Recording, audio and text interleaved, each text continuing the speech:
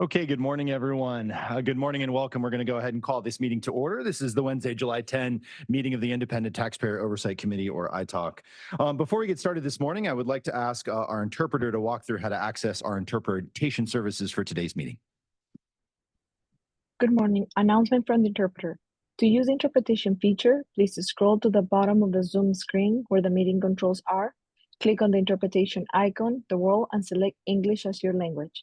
If you are joining through the Zoom mobile app from a cell phone, tablet, etc., please press the ellipsis and then interpretation and then choose your language. Finally, click on mute original audio to not hear the original Spanish low in the background. Headsets are available for interpretation. If you are in the meeting room, please check out a headset from the receptionist in the lobby.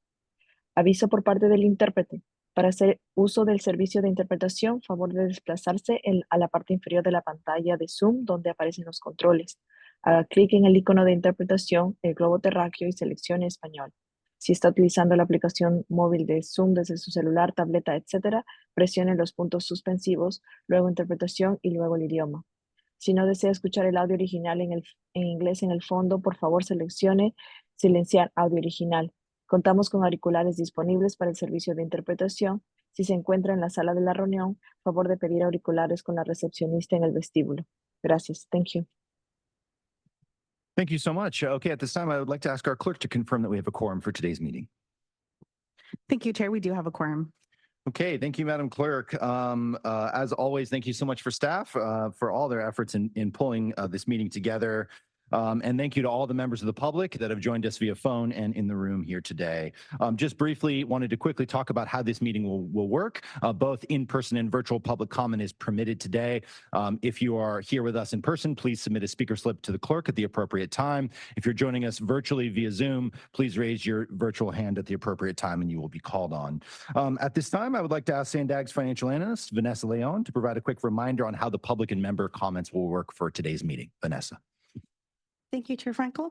We will take both in-person and virtual public comments, as noted in the cover agenda page of today's meeting agenda. In addition to emailing comments, the public may also provide live comments during today's meeting.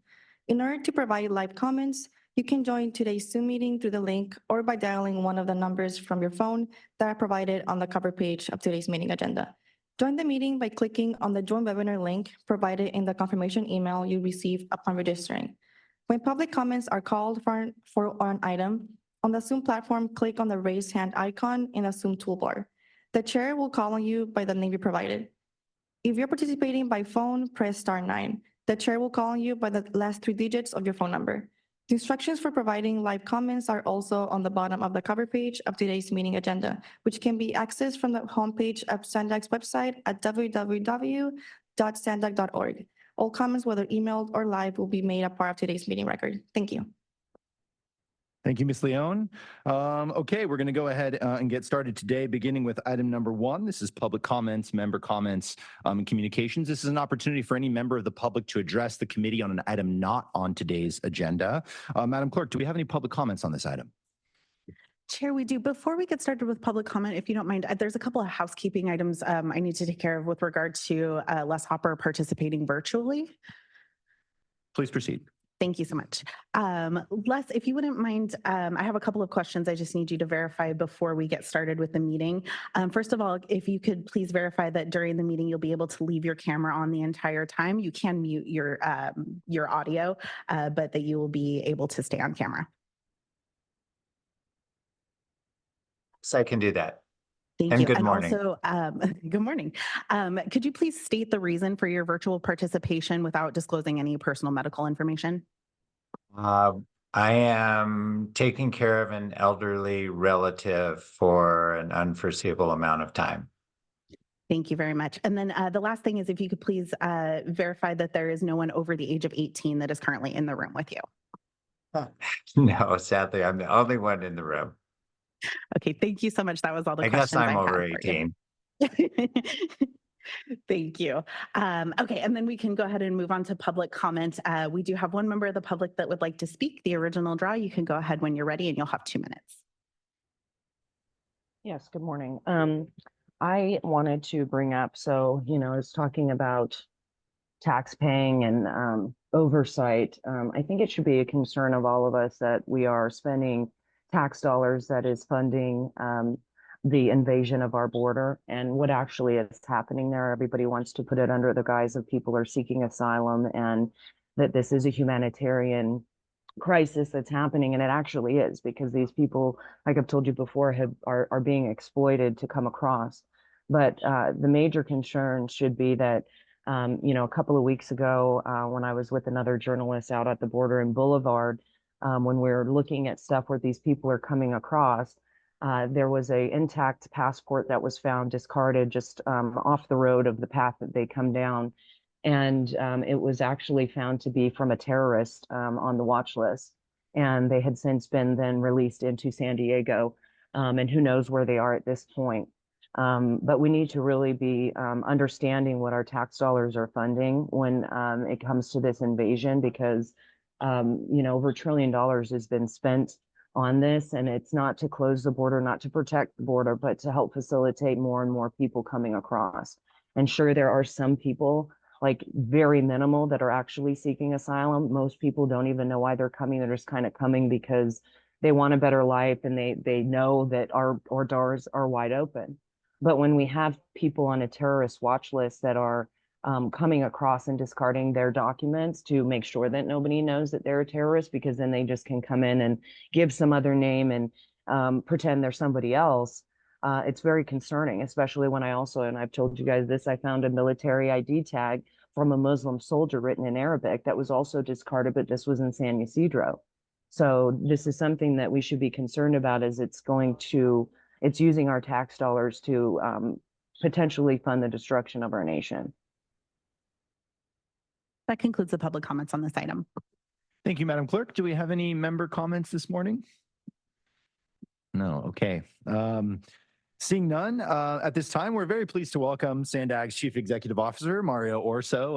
As we know, Mario has more recently joined the agency, but we know he's extremely busy, and we're very pleased that he's with us this morning, and I believe he's going to provide an agency update. Thank you, and welcome to all, and nice meeting you all. It's been a busy 3 weeks. I think I'm on starting week 4. I'm not sure if it's week 3 or 4. It's just gone by fast. A couple of updates on some of our hot items here. On State Route 125, the toll operations, we are taking some steps on reorganizing a little bit and strengthening the team for the delivery of that back office systems.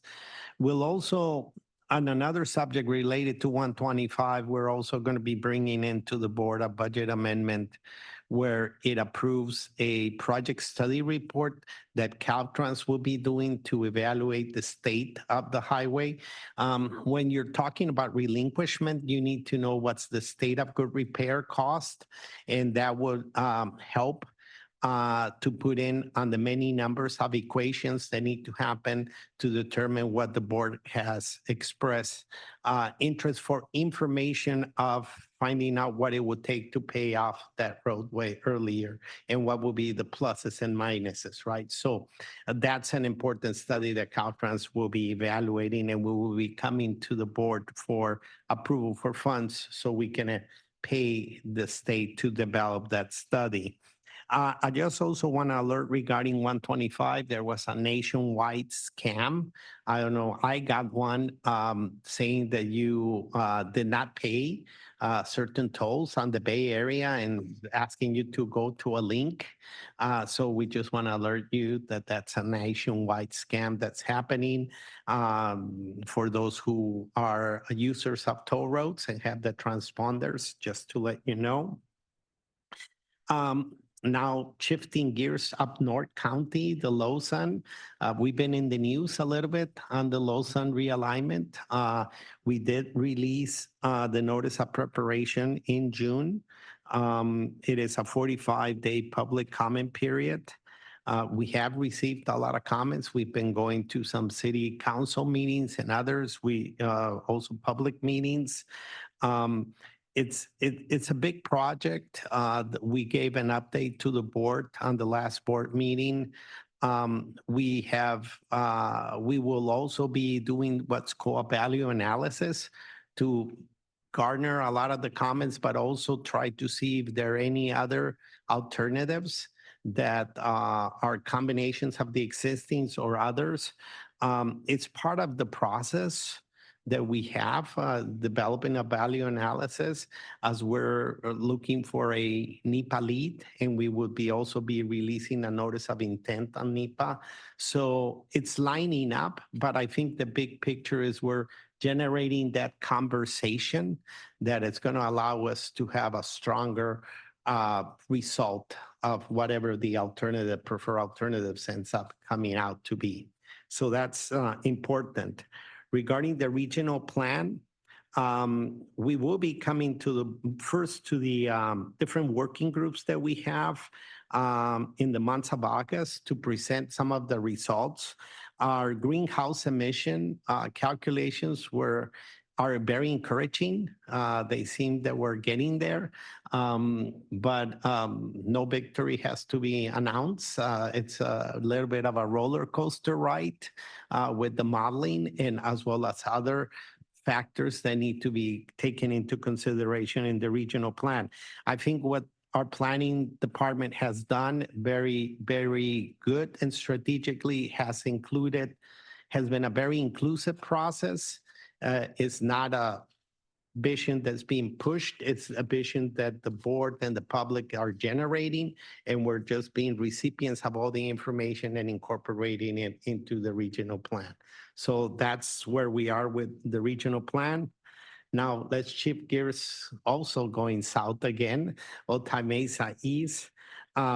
This project, we're just hosted our CAUSTA Undersecretary Mike Tollerson came in together with other key members from CAUSTA and staffers from the different federal representative offices, went and toured the project on both sides of the border.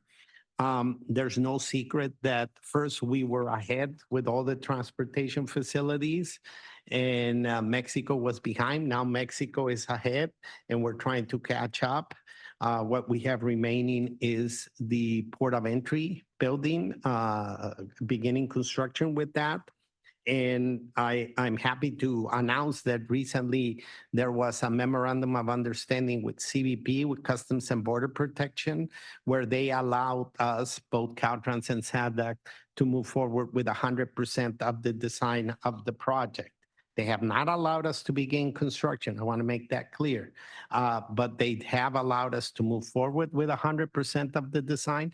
That allows us to bring in the CMGC contractor and continue those conversations with the federal government to reach final agreements so we can proceed with the entire package of the project, which is construction. So we will also be bringing to the board agreements with Mexico on the revenue sharing. It was presented to the Borders Committee in their recent Borders Committee meeting, and that should basically lock down the negotiations with Mexico on the revenue sharing and also allow us to start scoping the back office system that's going to work with both countries on the collection of the tolls. So that's a key milestone there. And the last two big subjects I have a report on is on the bike program. It's very encouraging. At the end of June, we celebrated the start of the construction of the Imperial Avenue Bikeway. And in a few weeks, we're going to be celebrating the opening of the Pershing Bikeway and groundbreaking on Eastern Hillcrest in the next couple of months. On Barrio Logan, we have made quite a bit of advancement. The project is in pause due to some city and Navy work there. And hopefully we can begin it or retake that work as soon as possible. The Transportation Committee will be receiving a report on a budget amendment to take some of those bike projects to fruition there. So that's happening. And on the airport transit connection, planning is taking a look at all the options. well documenting what are those options so we can move eventually forward with an environmental document. That is my report, but I do want to stress that you probably are wondering, well, how is it going, right? And it's going well. We are making structural changes to some of the teams, like I said, to shore up some of the key strategies. We have a new chief financial officer, Don Batiste, also. For those who know Don, she's an encyclopedia of finance and well connections in the state and in Washington also. So we're moving forward slowly. You will be seeing more structural changes in the organization. The team is back to basics. The team is, this agency is going to go and plan and deliver the projects that San Diego wishes and is expecting to be delivered. And that's our focus. We are an agency that will be focusing on doing that in a very objective manner. Okay, that concludes my report. Thank you. Thank you so much, Mr. Orso. We appreciate the update. Lots of exciting things going on at SANDAG. Any questions or comments for Mr. Orso? Yes, Sunny. Mario, thank you for being here, first of all, and congratulations on your new role. We're looking forward to working with you. I did see the report on Otay Mesa in the news, and they were reporting about delays in delivering to 2028. My concern still is the federal government agreeing to basically staff the border, the crossing, and how much of a risk is this doing all this work when you don't really have that agreement in place yet, or maybe you do. Can you report on that a little bit? Absolutely. You're absolutely right, and it's also on our best interest that let me start from a point here. The federal government is all on board with this project. Now, there are a lot of moving pieces and things that have happened in periods of time that are not expected, and stresses that are occurring at different points, and our borders are not exempt. Even some of the public comments were bringing up some issues and stresses that happen at the border. So we understand this project is being planned really for our future. When this project was planned, even it was initiated with a federal government document saying we need to start planning and preserving land because we're not going to be able to build a new border crossing in the future because there's not going to be any more space. We have mountains and sensitive habitats that prohibit that. So everybody's on board with the project. Now, the challenge and what we don't want either, both the proponent agencies, SANDAG and Caltrans, is that we go and build something and then CBP is forced to move personnel to this facility. We're very cognizant of that. And what we want is a staff augmentation.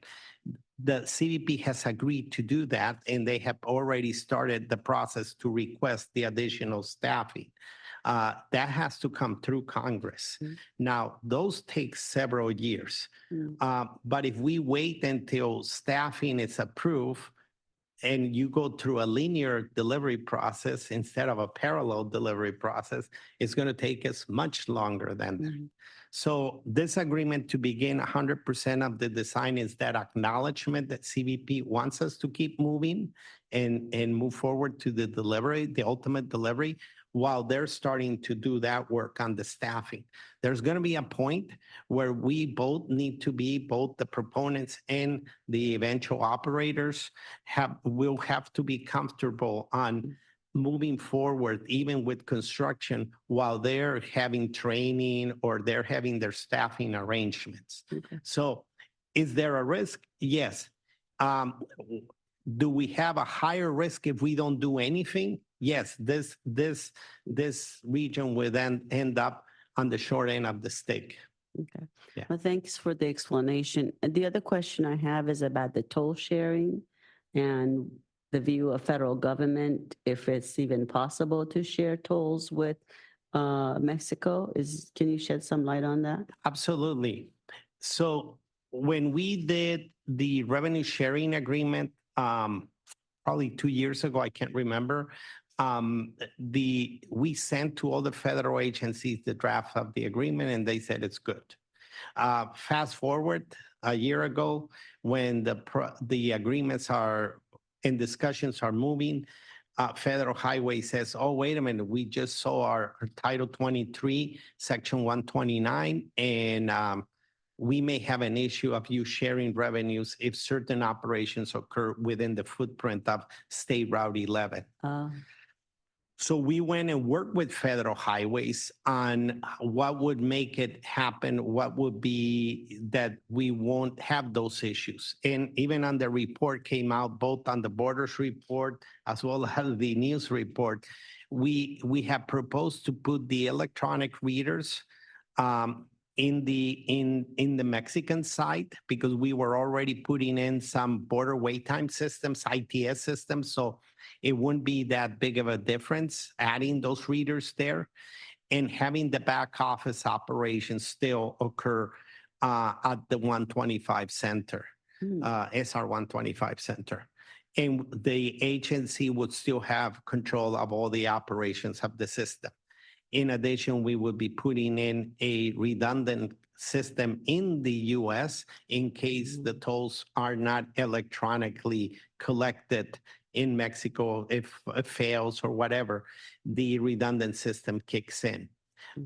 That whole premise has been now agreed with the federal government, with Federal Highway Administration. We have documentation where they're in agreement with that. They helped us develop that scenario. Now, what I have said before, we're building something that there's no blueprints for. And this is, we're setting the bar.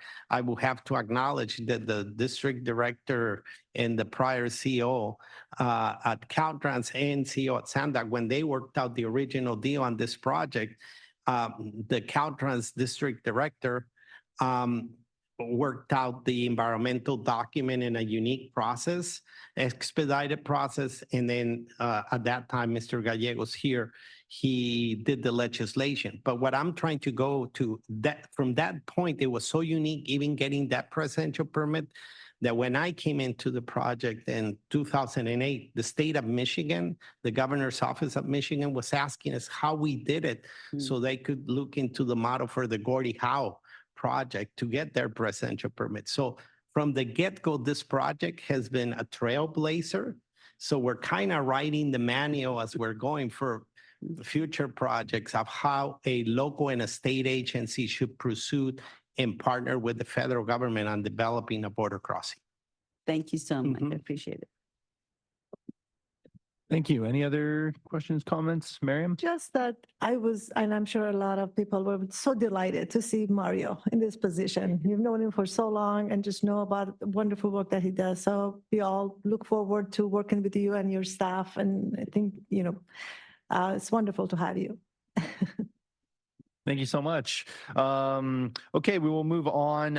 At this time, I have one other announcement, which is that we have a vacancy now on the iTalk, and that is the position in the management and construction position. If any of you know someone who is qualified and interested in serving, please direct them to staff. We are actively recruiting. And of course, that position was previously filled by our intrepid vice chair, Pedro Orso Delgado.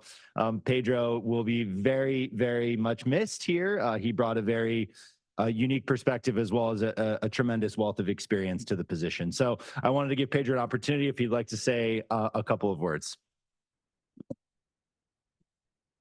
Well, thank you first and foremost. And for everyone that's sitting on my left side, including Jonathan, continue doing all the good work that you do, because basically what you're trying to do is hold the agency accountable by being this independent oversight group.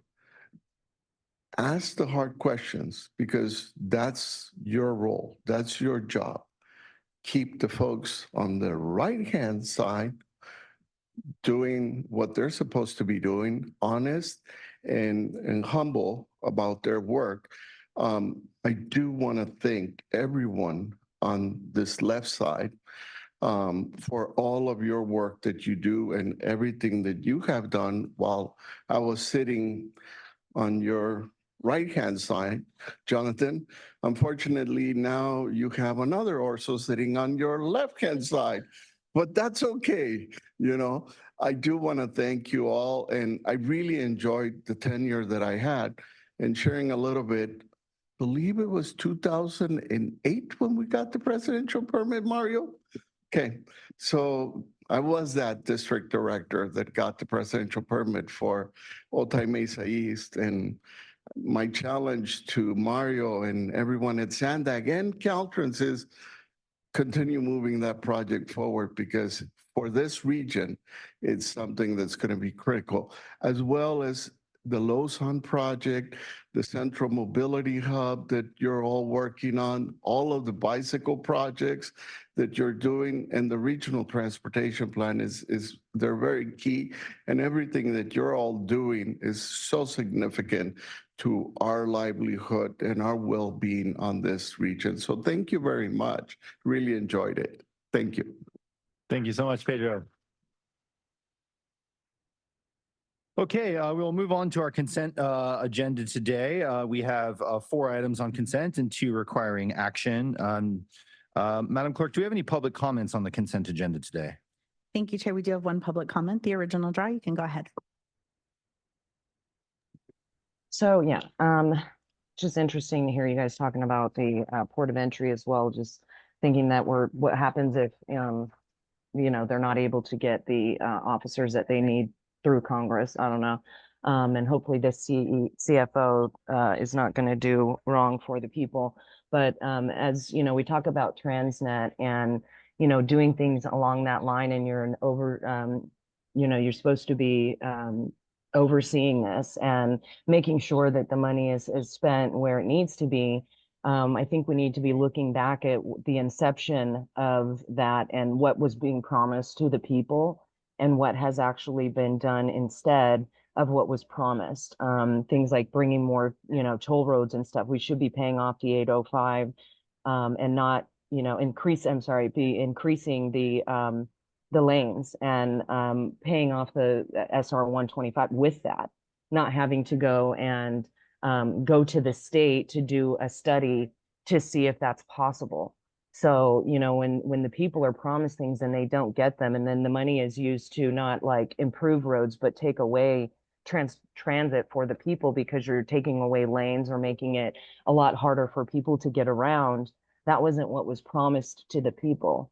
And so as, you know, you're supposed to be independently like overseeing this type of stuff and making sure that things are done in a manner that you know, or the way that it's supposed to go, that we should be paying attention to that and making sure that we're not just promising people things and then not delivering and kind of sweeping it under the rug like it's no big deal, because the people can't have trust in any work that's being done if they're promised one thing on one hand and then something else gets done and it's actually making it harder for people to get around when you're spending that money and when it's being spent on things like I said, like taking away lanes and stuff like that. So it would behoove you to, you know, look into that.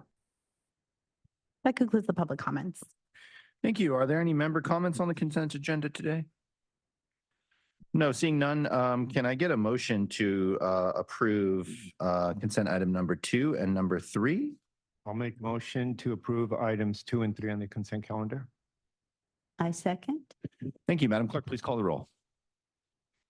Thank you very much. For biology environmental, Lorraine Alquist. Approve. For CEO private sector, Sunny House. Approved. Contractor construction is absent. For finance and budgeting, Miriam Babaki. Yes. For licensed civil traffic engineer, Frank Rivera. Yes. For licensed engineer, Les Hopper. I'm sorry, could you state that one more time? Approve, yes. Thank you. And for real estate right-of-way acquisition, Chair Frankel. Yes. And that motion passes unanimously. Excellent. Okay, well, we'll move on to our report agenda today, beginning with item 6. And this is our annual selection of the iTalk chair and vice chair. And we'll have a brief presentation by Vanessa. Good morning, iTalk members. The iTalk bylaws call for the selection of a committee chair and vice chair by a majority vote of the committee on an annual basis.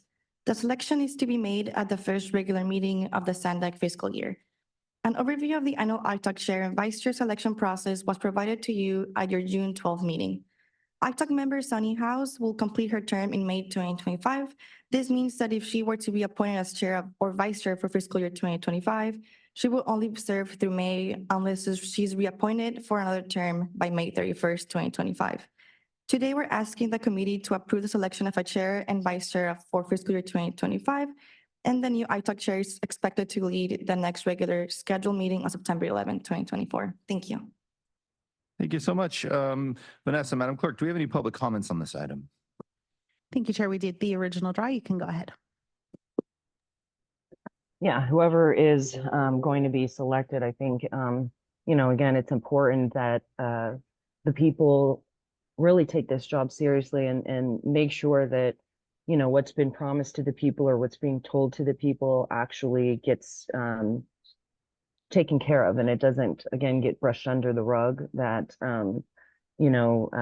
these selected people will, really take this job seriously and make sure that we're bringing forward all of the things that need to be looked at as far as oversight for, independent taxpayer oversight committee, and that it, that we don't just kind of ignore things like how Andre was doing such horrible things along the time of his being, the CFO, as well as Hassan.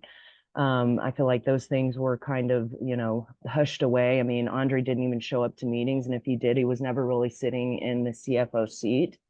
So, the hope is that in your oversight and whatnot, that you actually really bring forward the things that, are really hard to, or that are seemingly something that, even if you're, there's upper management that's trying to come in and keep you from doing that, that it's still something that is exposed and brought to light, so that we don't continue down the same path that SANDAG is gone, because, there isn't a whole lot of public trust when so many things have taken place that, it's been negligent, especially even the firing of a employee for wanting to come forward and bring forward information that was trying to help SANDAG, and instead there was retaliation.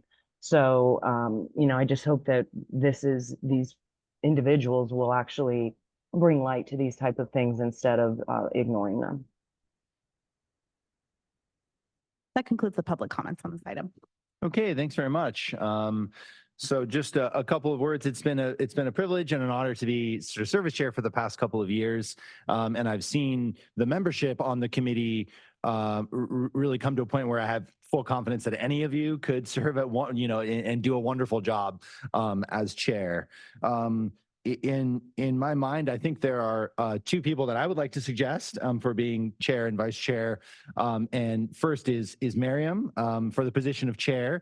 Miriam has previously served on the iTalk and has deep knowledge of the workings of iTalk, and I think would be a wonderful selection. And secondly, in the vice chair position is Frank.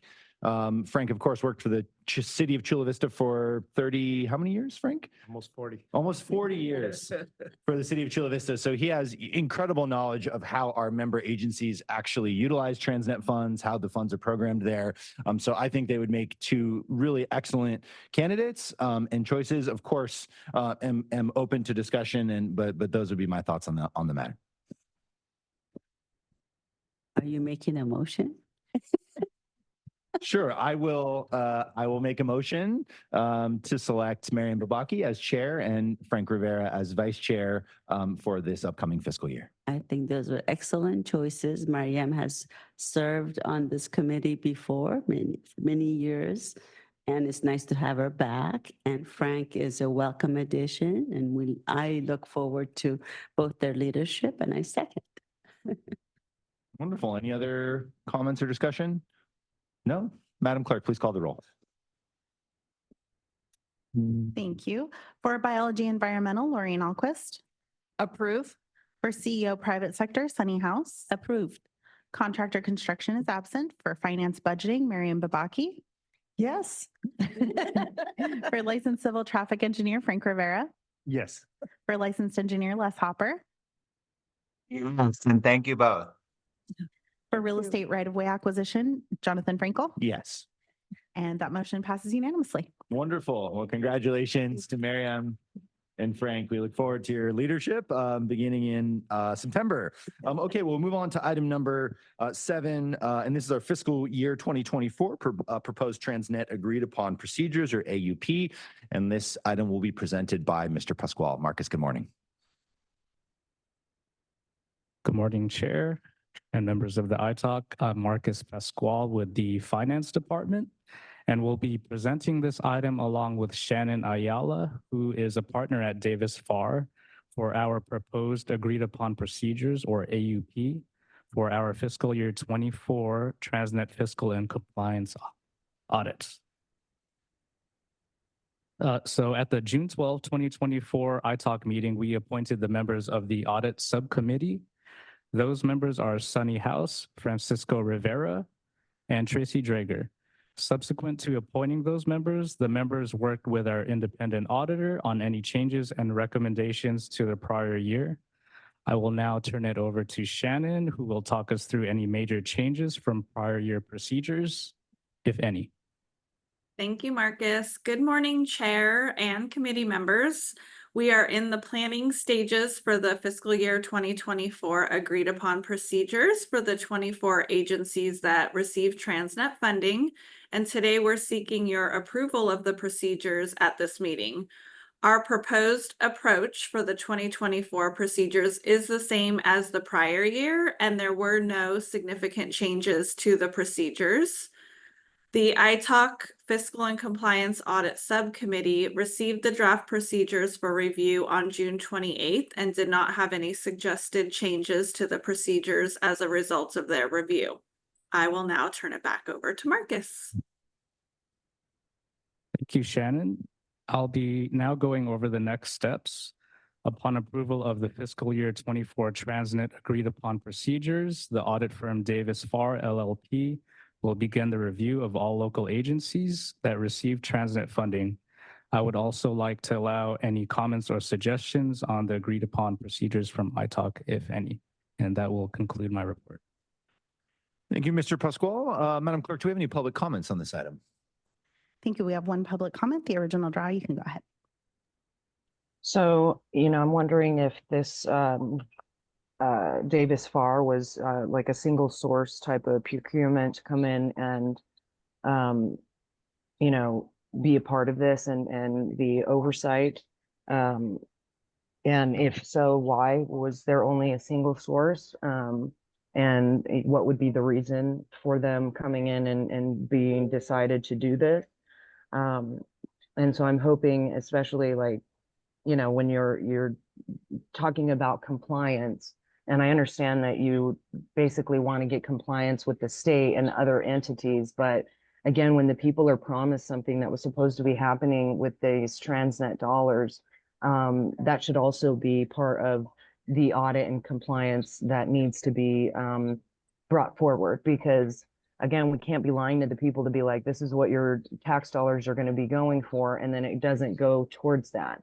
And so I'm wondering, when you're looking at these process and agreed upon procedures and being in compliance, if it has anything to do with the public and what's being told to the public, or do we just kind of brush that under the rug as well and act like, well, it doesn't matter what we promise the people, as long as we stay in compliance with the state, then what the people say doesn't matter. And again, I know, if you want people to trust that you're doing things that are actually making a difference and making sure there isn't fraud, waste, and abuse, that would be part of it, is when, you're not being in compliance with the promises made to the people to provide certain things. And then it goes towards other things that it necessarily wasn't in the plan or the reasoning of why to bring it forward to the people in the first place. So whatever they voted for is actually not taking place. And in that there is fraud, waste, and abuse, and it's not compliant with what was promised. So I'm just wondering if, that's going to be brought up. That concludes the public comments. Thank you so much. Okay, we'll bring it back to committee members for questions or comments. I would just, of course, first like to thank the members of the subcommittee. I know digging in to these agreed upon procedures, I think we have this pretty well dialed in at this point. We do an annual fiscal and compliance audit. I had the opportunity to attend the Transportation Committee meeting where the draft of the 23 audit was presented. And of course, this looks at compliance with ordinance requirements regarding expenditures of local funds is not related to compliance with mandates by the state. So any comments or questions for Mr. Pascual or our auditor? Yes, Sunny. Just as a point of reference, Marcus, I think it'd be good to explain, I was on the selection committee for Davis Farr, and their contract is more than 1 year. Can you explain that just to make sure? Right. If I recall correctly, Davis Farr's contract is 5 years, and we have additional option years, 2 additional option years. Okay. To evaluate whether we want to do another RFP. But yes, we did go through a full RFP in selecting Davis Farr.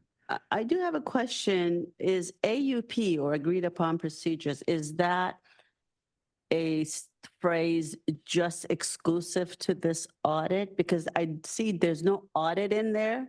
So it confused me at first. And so I'm just wondering, is that the only time you refer to this as for the audit? Shannon, I think maybe you can answer this question better than I can. Sure, yeah. So the procedures that we perform are different than a financial statement audit. So these are specifically agreed upon procedures based on the TransNet ordinance to ensure that the agencies receiving money are in compliance with the ordinance. So it does differ from a financial statement audit and is not an audit. It is agreed upon procedures where we're reviewing compliance, and it's just a separate type of engagement. Thanks for the explanation. That clears it up. Sure. Yes, to staff. Oh, just briefly, just as a reminder, this is the auditing firm this is an audit that is essentially owned by ITALK, and the auditing firm was selected by ITALK through a competitive process. Thank you for that clarification. Okay, any other questions, comments? No, can I have a motion? I motion to approve. I'll second the motion. Okay, we have a motion to accept the fiscal, I swapped my pages. This is the agreed upon procedures. To accept the agreed upon procedures for the upcoming fiscal audit. We have a motion by Ms. Alquist and a second by Mr. Rivera. Madam Clerk, please call the roll. For Biology Environmental, Lorraine Alquist. Approve. For CEO Private Sector, Sunny House. Approve. For Contractor Construction is absent. For Finance and Budgeting, Mariam Babaki. Yes. For Licensed Civil Traffic Engineer, Frank Rivera. Yes. For Licensed Engineer, Les Hopper. Approve. And for Real Estate Right-of-Way Acquisition, Chair Frankel. Yes. And that motion passes unanimously. Okay, excellent. We will move on to item 8, a somewhat related item. This is the acceptance of the fiscal year 2023 TransNet fiscal and compliance audit. We will go back to Mr. Pascual and Ms. Ayala. Thank you, Chair. Yes, on a similar note, I will now present the final results of the fiscal year 2023 TransNet fiscal and compliance audits for your acceptance. Shannon will also summarize the stages and approvals that led up to this point, and will also summarize the findings and substantial changes from the draft reports. Thank you, Marcus. Now that we're at the final stages of the process, I would like to briefly walk you through the steps of how we got here. So last June, the ITALK Audit Subcommittee was provided with the proposed procedures for review, and at the July 2023 ITalk meeting, those procedures were approved. Our team scheduled and performed the procedures for the 24 agencies from October 2023 through January 2024. The draft reports were presented to the ITalk committee on April 10th, along with details of non-compliance with the requirements. On April 19th, the Regional Transportation Committee recommended the approval of certain requests from agencies that did not meet requirements. And on April 26th, the SANDAG board approved those requests. ITalk is now accepting the final reports for release and issuance. So there were two notable changes to the draft reports since our last meeting. Those would be for NCTD and MTS. The findings have been removed as a result of board approval for each agency, and they're now allowed to use the 3-year average calculations and adjust for certain cost exclusions. And then for the city of Solana Beach, the board approved the request for the city to commit or expend RTCIP funds by November 8th, 2024. And I will now turn it back over to Marcus for the recommendation. Thank you, Shannon. I will now state our recommended action. ITalk is asked to accept the final fiscal year 2023 TransNet fiscal and compliance audit reports prepared by the independent auditing firm Davis Farr LLP in accordance with the agreed upon procedures, so the final audit reports may be issued. And that will conclude my report. Thank you so much, Mr. Pasquale. Madam Clerk, do we have any public comments on this item? Thank you, Chair. We do. The original draw, you can go ahead. I'm wondering why, you would change and remove some of the findings.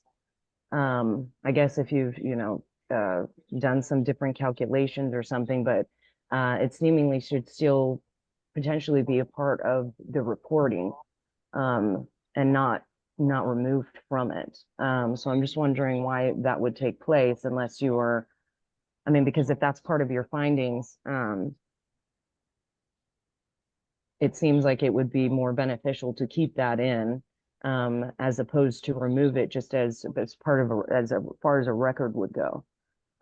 So is there a reason why you would want to take that out? And then is it something that, you're just like crossing it out? It's still part of the report, but maybe saying that this is no longer something that needs to be in here. But again, I think as far as transparency goes, we should be making sure that even if it is removed, that's still part of the report, that it's not completely out of the record as far as when people can go back and look and see what's going on as far as that goes. And then I'm wondering if there's any, no, that's it actually. Thank you. That concludes the public comments on this item. Okay, thank you. We'll bring it back for discussion, questions, or comments to committee members. No, seeing none. I just want to thank our auditor. Shannon did a lot of work on this, and I know that specifically the draft was presented both to Transportation Committee and to the board, and the changes are related to the board action that was taken to allow our transit agencies to use a different method of calculation relative to, I believe it's cost per service mile for rail operations. So that was the reason for the change. With that, I would make a motion to accept the fiscal year TransNet fiscal and compliance audit. I motion to approve. I second. Oh, I think the chair made the first motion. Yeah. Oh. Then I will second. Great. Okay, we have a motion and a second. Madam Clerk, please call the roll. Thank you very much. For Biology Environmental, Lorraine Alquist. Approve. For CEO Private Sector, Sunny House. Approve. Contractor Construction is absent. For Finance Budgeting, Miriam Babaki. Yes. For Licensed Civil Traffic Engineer, Frank Rivera. Approve. For Licensed Engineer, Les Hopper. I'm sorry, could you state that one more time? Yes. And for Real Estate Right-of-Way Acquisition, Chair Frankel. Yes. That motion passes unanimously. Okay, excellent. We'll move on to item number 9. This is the TransNet grant programs, our biennial status update and smart growth incentive program amendment request. Got a number of staff members presenting this item. Great, Lauren, Goldie, perhaps Allie is here as well. I don't know. Okay, well, we'll turn it over to staff. Thank you so much. Hello, members of the committee. My name is Lauren Lee, and I will be presenting the biannual status update and the Smart Growth Incentive Program amendment request alongside my colleague Goldie. The PMs for these programs are also here, so if you have any questions, they are here to answer them after the presentation. For this item, staff has taken the ITALK and TC recommendations from previous meetings to be incorporated in this report. As a result, this report should look slightly different from previous reports.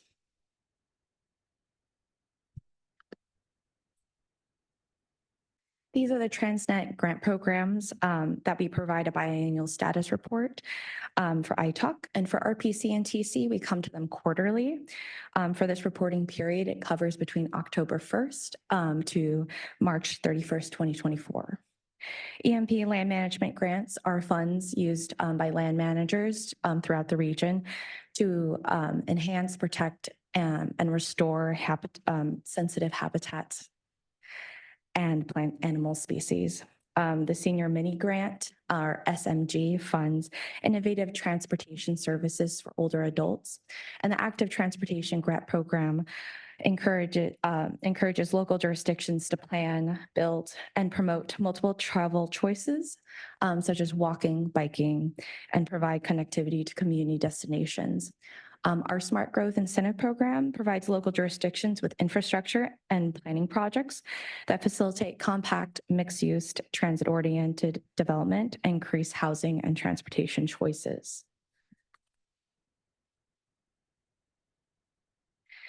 For this item will spotlight several projects and notify the committee of projects that have been placed on the watch list. Projects that are placed on the watch list as if a grantee has not made timely progress towards its milestones or key project deliverables, which are defined in Board Policy 35. Or if the grantee has not implemented SANDAG corrective issues, they are also listed. This slide provides the totals for all programs, and during this reporting period, we had 35 active projects, 7 completed projects, and 6 projects that were listed on the watch list. We also have 2 amendments that were requested and 1 requestable withdrawal. For the EMP Land Management Grant Program, we had 19 active projects, 3 completed projects, and 1 project that was on the watch list, and 1 request for withdrawal. The 3 projects that are closed are the City of San Diego's San Pasqual Cactus Run Project, the San Diego Audubon Society Anniston Audubon Nature Preserve Fencing Project, and the San Diego Zoo's Stinknet Project. Details of these items and what was delivered with the grant funding are included in your attachment 2. On the watch list was our San Diego Audubon Silverwood Anniston project. This project has been on the watch list for some time now, from 2022, when the grantee was reported to the Department of Industrial Relations, or the DIR, for potential labor code violations. In February, the DIR provided a letter to close out the investigation, and the DIR noted that they closed the case because there was insufficient evidence to confirm whether California public work law was violated. As a result, the subcontractors had received courtesy warnings from the DIR and have been noted in their system. The project is listed on the watch list to provide a closure on the investigation, and final payment is processing. For our withdrawal, the City of Santee is requesting to withdraw its grant award for the Tank Hill Cactus Wren Enhancement Project. No work has been performed and no grant funding has been paid. Details of this request and reason for the withdrawal are included in attachment 3. City staff is also here to answer any questions about the withdrawal. For our project showcase for the EMP Land Management Grant, Earth Discovery Institute's El Monte Preserve Bat Hotel. This project aids the recovery of locally declining bat species by the creation of a thermally stable long-term roost site or bat hotel. This project has engaged and educated the public about the ecological importance and conservation of bats. The structure shown in this slide is a one-of-a-kind bat hotel, which mimics over 13 species of natural habitat and has the capacity to hold over 400 bats. I will now turn it over to my colleague Goldie. Good morning, iTalk. My name is Goldie Herbon. I'm a part of the SANDAG grants distribution team. I'll be going over the last 3 TransNet grant programs here for you. So the first one up is the Senior Mini Grant Program. During this reporting period, 3 projects are active and 3 projects are completed, 2 of which were completed by the Jewish Family Service and 1 was completed by Peninsula Shepherd Center. There was 1 project that was listed on the watch list, and that's Fax Mobility Management Project. This project was placed on the watch list because they experienced delays in submitting deliverables, and they also had progress reporting errors. Later in this reporting period, however, they were removed from that watch list in March of this year because they requested an amendment extension for their deadline for their project, and they reconciled their reporting errors. The Senior Mini Grant Project Showcase here is the Peninsula Shepherd Center's Out and About Senior Transportation Program. This program provides door-to-door and volunteer driver service to the center's members. The seniors over 65 and in the Point Loma zip codes are eligible to utilize this program. The next program is the Active Transportation Grant Program, or ATGP. There are 2 projects that I want to report on. 1 is active, 1 is completed. The completed project is Santee's Prospect Avenue and Mass Road Intersection Improvements Project. And the single active project is on the watch list. It's Carlsbad's Tamarack Avenue Pedestrian Improvement Project. During the first half of this reporting period, there were concerns regarding the project's level of completeness. But since then, the project has progressed, completing 60% design. And the agency continues to work with state agencies to resolve their right-of-way issues. We will be anticipating Carlsbad coming back to iTalk and the Transportation Committee later in the year for a project amendment. The ATP project showcase for this period is the City of Santee's project, which I previously mentioned. This project you can see on the slide, there are before and after photos.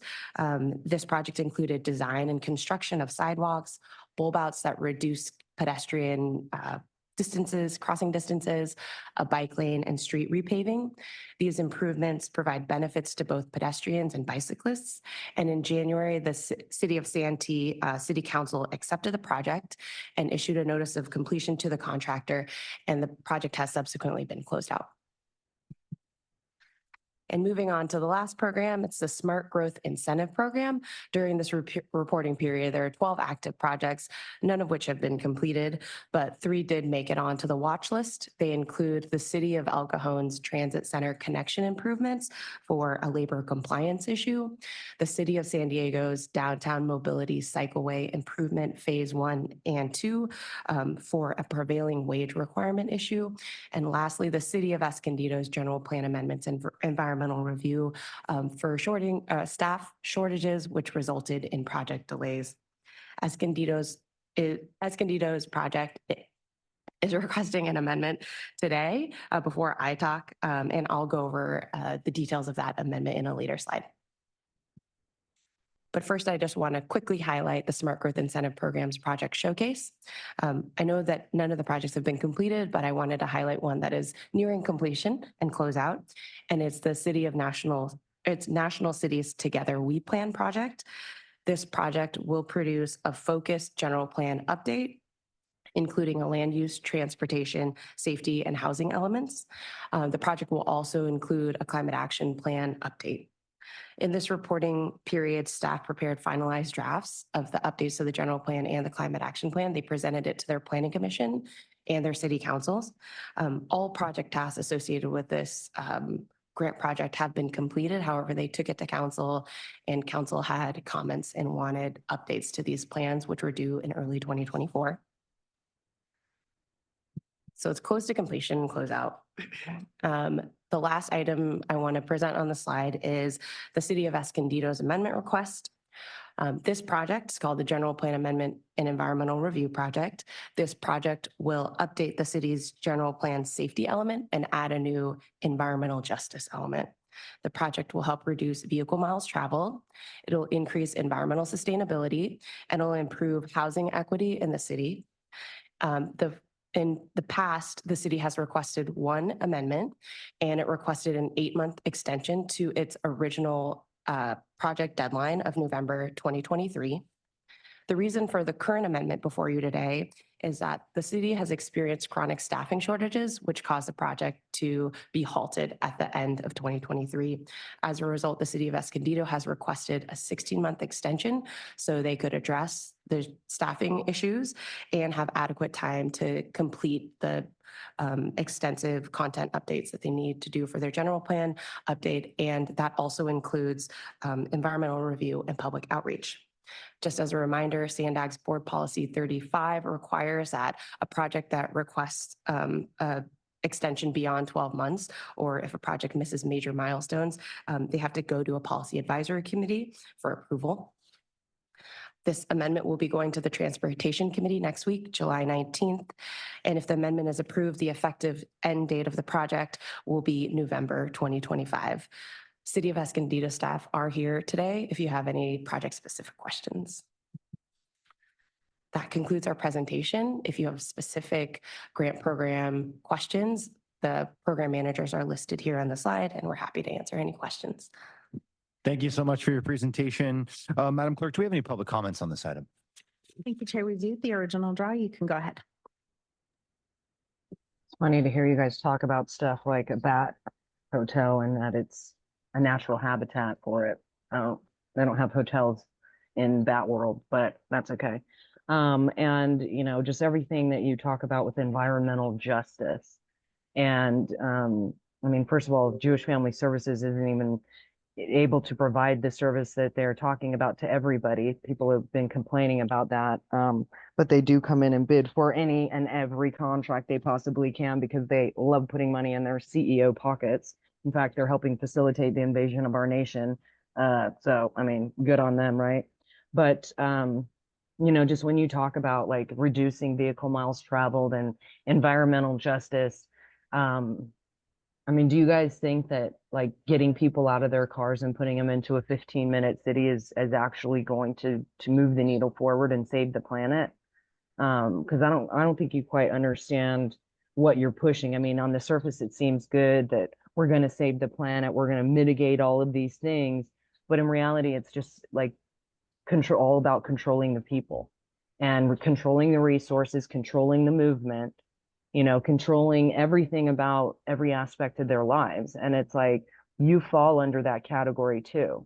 And, you know, I say it all the time, but it's like, I mean, if you don't know what the agenda is for the United Nations and what they're pushing and why they're doing it, then you're going to believe that all of this stuff is actually going to move the needle forward. But if you really took the veil off of your eyes and saw what was really going on, you would see that it's all about controlling the people. It has nothing to do with saving the planet, because everything that's being done to potentially pretend to do that is actually harming the planet in the process and harming the people. It's putting people's health more in danger, especially with the radiation that comes off of the electric vehicles and of the like. So it would behoove you to really understand what you're doing. That concludes the public comments on this item. Okay, thank you. Bringing this item back to committee members for question and discussion. Do we have any questions or comments for staff? Yes, Frank. Okay, on the 190,000 from Santee that's going to be reallocated to the next EMP, is there a likelihood that any current grantees are going to seek any of these funds, or is it all in a lockbox until the next EMP cycle? So currently, most of the grantees are almost halfway through most of their grants right now. And with contracting and scoping, that this makes the most sense because the anticipated next call will be for the following year. So they can potentially at least see that that's the amount of money that would be additional to the additional funds for the next cycle. Okay, thank you. Other questions, Lorraine? Thank you very much for the presentation. This question is directed to the City of Escondido component. And it just with the 16-month extension request, the initial 8-month request, and then it's my understanding from the material presented that they hired a consulting firm to push the rest of the schedule and deliverables of executing the details related to the grant. My question specifically is, what are the measures that have been put in place that it appears that there's about $21,000 left to complete that task from the consulting firm? Has there been measures put in place that would ensure the delivery and making sure that we're accountable from a budget standpoint? Do staff want to come up and answer that question? Yeah, go ahead.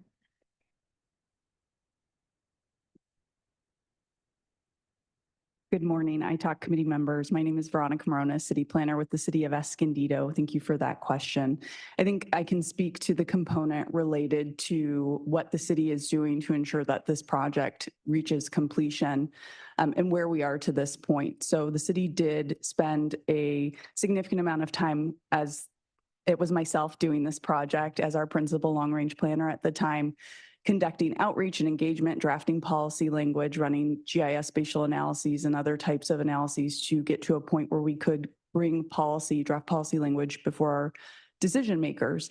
At that point in time, our city planner, our director of development services, and our housing department manager left all within the same week, and that required a lot of shifting of staff resources and put a lot of things on pause. That resulted in me stepping up to the city planner position, losing our effective long-range planner, and trying to backfill quite a bit of staffing in the interim.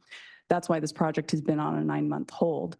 In an effort to reduce the staffing transition impacts to this project, the city did go out for an RFP to solicit a consultant firm who could be on call for staff services, project services, and we finalized that contract just at the end of last fiscal year, so only about a month and a half ago. And that would allow us to hand off this project, if the amendment is approved, to that consultant firm to bring it to the close. So that is what the city has done to make a best faith effort to get this project to fruition. We're about 40% or so complete, given all the work that I had conducted during 2023 and parts of 2022. Thank you very much. And just maybe a little bit more information pertaining to when the consulting firm was brought on board, they committed to the price that stays within the existing budget, meaning there's not going to be the request to come back for an additional amendment. Is that correct? That is correct. Thank you very much. Appreciate that. Thank you. I think there may be, before you go too far, I think I have a couple of other questions for Escondido. Perhaps others do. Okay. Thank you so much for being here. We appreciate it.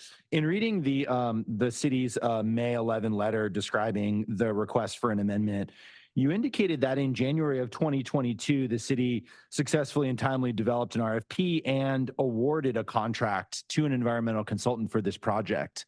But that you note the chosen consultant services were far below the ultimate grant amount. Can you just explain what happened there? I'm not exactly sure. Yes. So when we initially applied for the SCIP, which is how I'll refer to it, back in late 2021, we had anticipated a fairly significant and substantial environmental review for these amendments, and that was based off direction from our city attorney's office at the time. So the application was for a value for that environmental review of roughly $175,000. We were anticipating an environmental impact report would be required. Flash forward to us going out for solicitation of an RFP.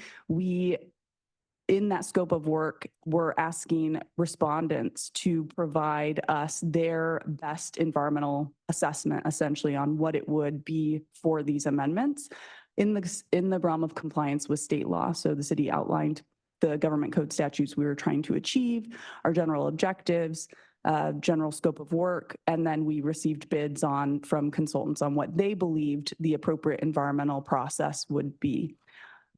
There was a range of potential. No one had the exact same document proposed in their responses. And after consulting with our city attorney's office, which was new city attorneys, as that city attorney we had been working with, our land use attorney, had left the city, there was discussion that the actual environmental review may not necessarily need to be an environmental impact report. We had moved forward with a consultant who proposed a mitigated neg deck, and that was a substantially lower cost. However, while that was concurrently moving forward through the city's contracting process to bring the CSA, our contract, to our city council, there was other staff attrition beyond that major milestone of our city planner, director of development services, and housing manager departing. The city has historically been facing chronic shortages given our budget deficit and other recurring issues. So we had been slowing down up to that point, and we never actually executed that contract. We never had a notice to proceed to the consultant. So no funds have actually been expended. So you had a proposal from a consultant to prepare an MND to amend the general plan to include these two elements. That was $30,000. That contract, at least that proposal? For purely the environmental review component, yes. Yeah, and then that did not ultimately end up proceeding. Correct.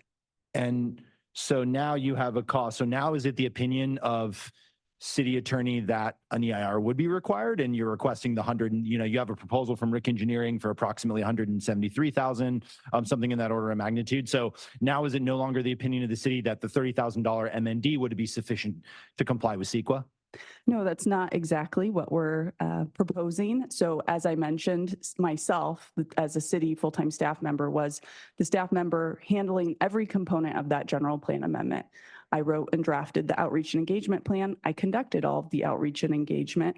I was drafting policy language based on all the GIS analysis I had done as a prior GIS analyst before coming into land use municipal planning. So that was a significant lift. That was basically the major project I had been working on and was assigned. So you can imagine a full-time staff member conducting all of that work. Flash forward to a lot of our staff attrition, I'm now in a position where I cannot dedicate that time. So the proposed amendment before you would contract with our service provider consultant to take on that staff role in addition to the environmental review.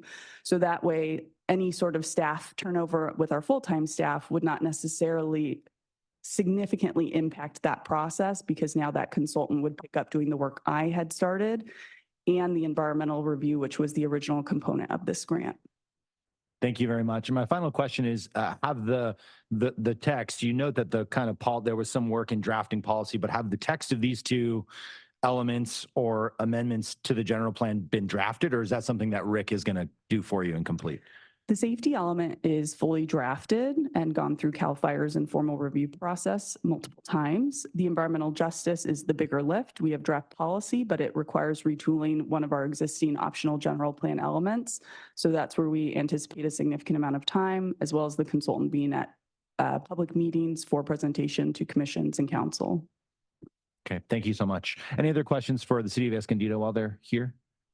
No? Thank you so much. Thank you. Appreciate you coming. Yes, Sunny. I do have a question about the Santee withdrawal.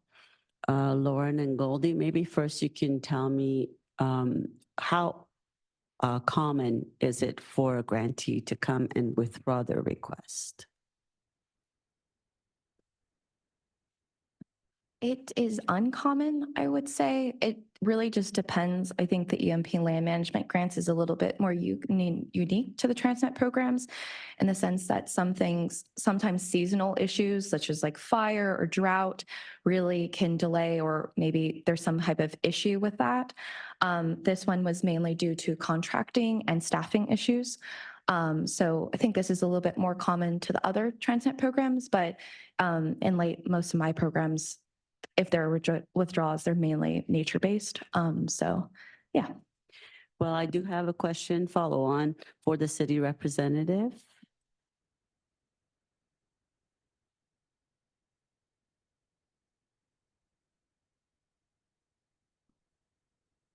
Hi, Hello. good morning. Michael Coyne, Principal Planner with the City of Santee. Michael?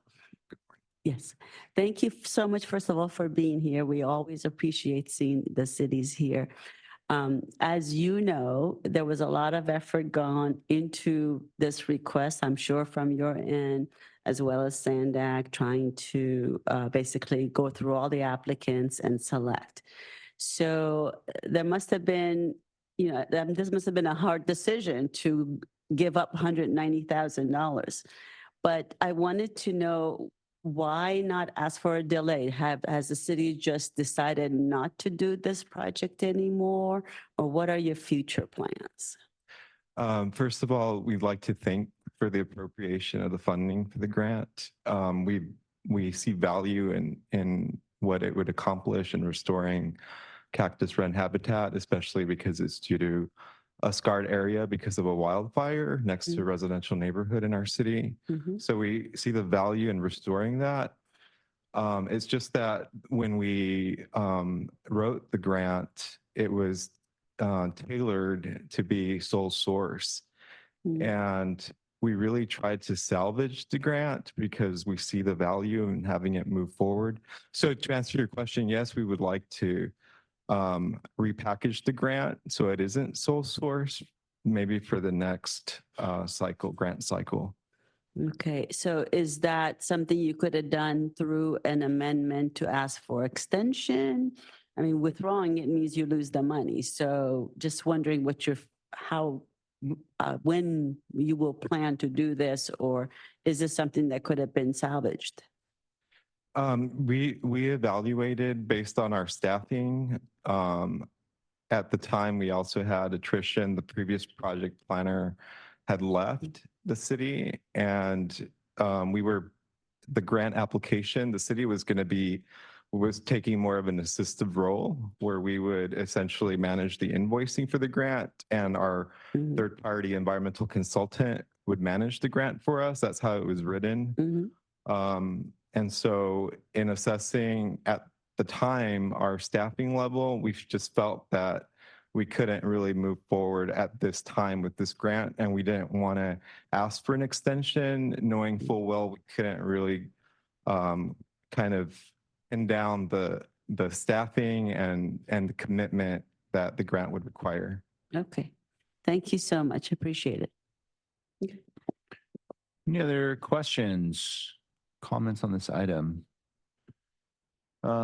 Okay, and to staff, I don't believe there's anything to do, no action required on the withdrawal request. No, and then there is an action required on the amendment by the city of Escondido. Yes, and the action would be a recommendation to the Transportation Committee. Okay. Desired by ITALK. So any final discussion on the city of Escondido's extension request? None. I just would make a comment. I certainly appreciate the city being here and the staffing challenges that they've gone through. It sounds like it's been quite the whirlwind for them. So I am supportive of this amendment request. However, I think as we start to see 1 and then 2 and then 3, I think future amendment requests, I'm just hoping that that's not necessary. And I know that the city is going to take all appropriate steps to complete the project in a timely manner. So with that, I'll be supportive of the amendment request and would entertain a motion. I motion to approve.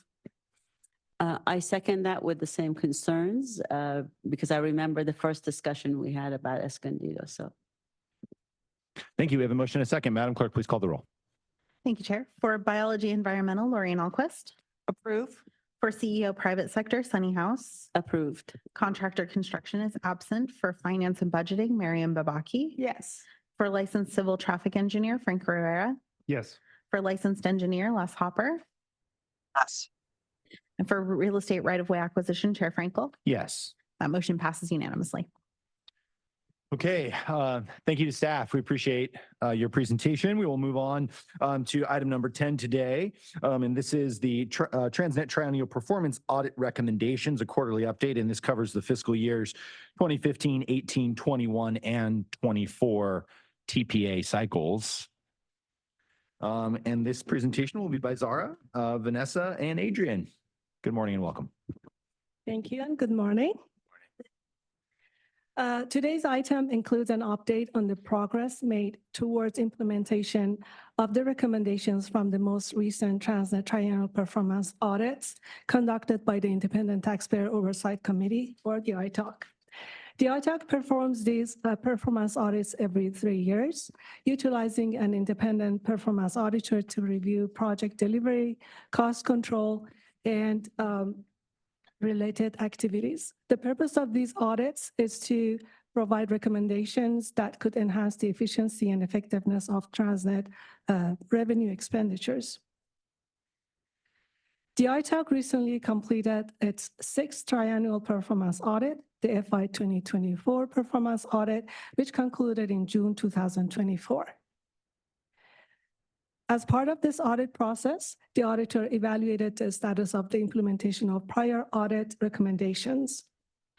Based on the auditor's assessment, staff have updated the status of all recommendations and continued implementing those that are still in progress.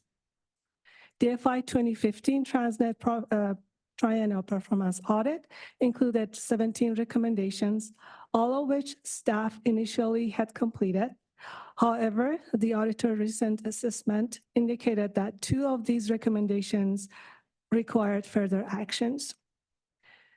Consequently, staff resumed their implementation with anticipated completion by winter 2024. Additionally, the FY 2024 performance audit included 24 new recommendations, and staff has started the implementation of 2 of them. I will now turn it over to Vanessa and Adrian, who will provide an overview of the progress updates on the implementation of recommendations from FY 2018 and FY 2021 audits. Thank you, Sarah. So both the fiscal year 2018 and fiscal year 2021 performance audits included 26 recommendations each. However, most of the fiscal year 2018 recommendations included multiple recommendations, making a total of 43. To date, 28 recommendations out of the 43 from the fiscal year 2018 performance audit have been completed, and 15 are in progress. Staff anticipates that most of these recommendations will be completely implemented by the end of summer 2024. Additionally, 9 of the fiscal year 2021 performance audits recommendations have been completed, and the rest are being addressed. Most of the remaining recommendations are anticipated to be completed by the end of fall 2024, and a few items contain ongoing efforts to ensure continuous process improvement. All our recommendations were categorized into 4 rankings: critical, high, medium, and low priority based on each recommendation's impact on TransNet program goals and SANDAG responsibilities. The next section, we will be showing you some graphs where you can see simplified information. Some of these graphs have overlapping information that seems repetitive, but it allows us to view the information broken down in different ways. The first graph shows the number of recommendations of the 4 fiscal years performance audits distributed by status per fiscal year. Each column in this graph is a different fiscal year, color-coded by the status of the TransNet recommendations. We have 3 different status for the recommendations: complete, in progress, and pending. For example, for fiscal year 2015, we have 15 completed recommendations and 2 in progress, while for fiscal year 2018, we have 28 completed recommendations and 15 in progress. This graph shows the same information as the previous slide, just a bit more broken down. Here we have 4 categories. Each individual one represents a different fiscal year.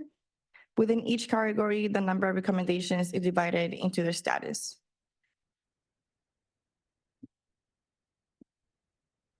The following graph labels the recommendations by their priority, hence the different colors.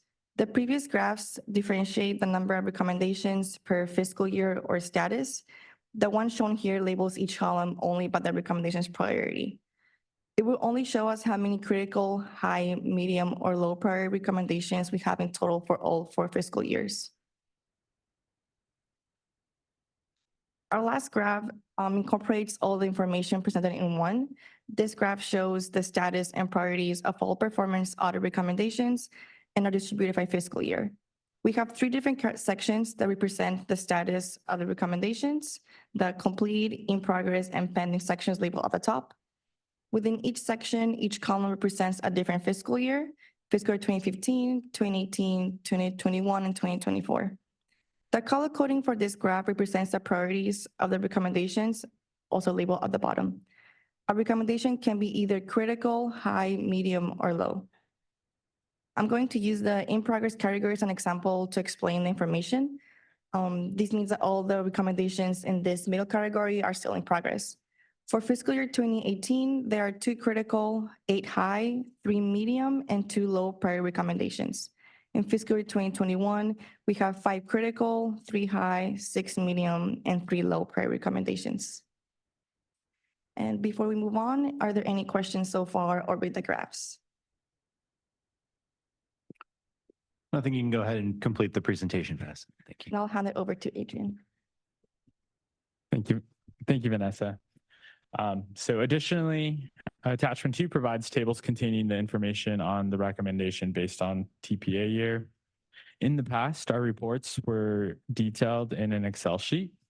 We have since optimized our approach, transitioning to a summary sheet that highlights information for the current quarter and outlines subsequent actions. Additionally, we introduced a reason for delay column to enhance the clarity and ease of understanding of the new format. The information provided on this format includes the item number and audit recommendation, priority, staff lead, summary of implementation, quarterly update, next steps, target completion date, status, actual completion date, and the reason for delay. Staff will continue to provide quarterly status reports on the implementation of these audit recommendations with the next update in the fall of this year. In line with our commitment to improving our reporting process, we would like to discuss potential changes of the format of these reports and seek your feedback. Current format limitations is that we observed that the current report still prevents some viewing challenges. As you can see, the font is a little small. However, we are proposing to transition to more interactive PDF dashboard format. There's the benefits of an interactive PDF dashboard will improve navigation. Users could easily find the most relevant information, enhance the user experience, make it interactive elements, which makes the report more engaging and user-friendly. So our next steps, as we begin to explore how the data will be converted into this new format, or how this data would be convert into this new format and evaluate its effectiveness. We request any suggestions, concerns, additional ideas you may have regarding this new format. We appreciate the iTalk's feedback on this proposed change. And that concludes my presentation. And staff and subject matter experts are available online and in person to help answer any questions that iTalk may have. Thank you. Thank you so much. Madam Clerk, do we have any public comments on this item? We do. Thank you, Chair. The original draw, you can go ahead. Yeah, I'm wondering as far as, the information that you are getting as far as what to audit, when there's been a CFO, Andre, who's now retired, he, should have been fired due to the fraud, waste, and abuse that was taking place under his watch and at his hand. Where's the trust that the information that you're getting to do this audit is actually accurate? Because really what should be audited is every transaction and or anything and everything that Andre was engaged with and had his hands on.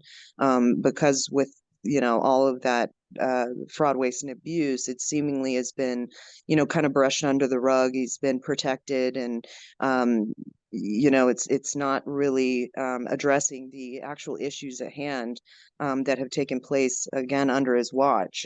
So I'm just wondering how the people can have trust and belief that this audit is actually going in and looking at everything that should be looked at, especially if somebody who's been so negligent has information that's in these audits. Again, I just don't know how you can trust that that's accurate when he's done such a, good job at trying to hide things along with Hassan and the upper echelons of the management in SANDAG. So, I'd like to trust that, whatever you're auditing is going to be accurate and, legit. But when we have somebody who isn't and who has, again, done such extravagant work to hide the things that have been taking place, and that's never really brought up, just don't know how we can trust the information that is being audited is actually accurate and transparent as far as, making sure that things are going according to the way that they should. That concludes the public comments. Thank you so much. We'll bring it back to committee members for questions or comments. Sunny? I like the new format. Thank you so much for putting this together.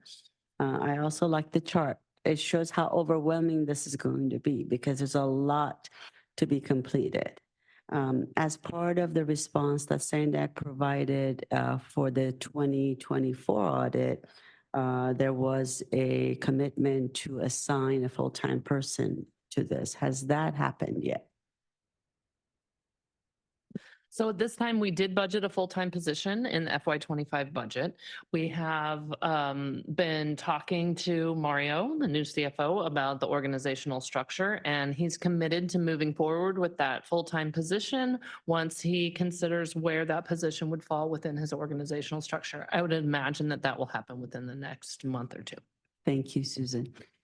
So I look forward to seeing more of the completed side. One comment I have on the worksheet that you provided is, first of all, are you comfortable with the target completion dates that you've provided?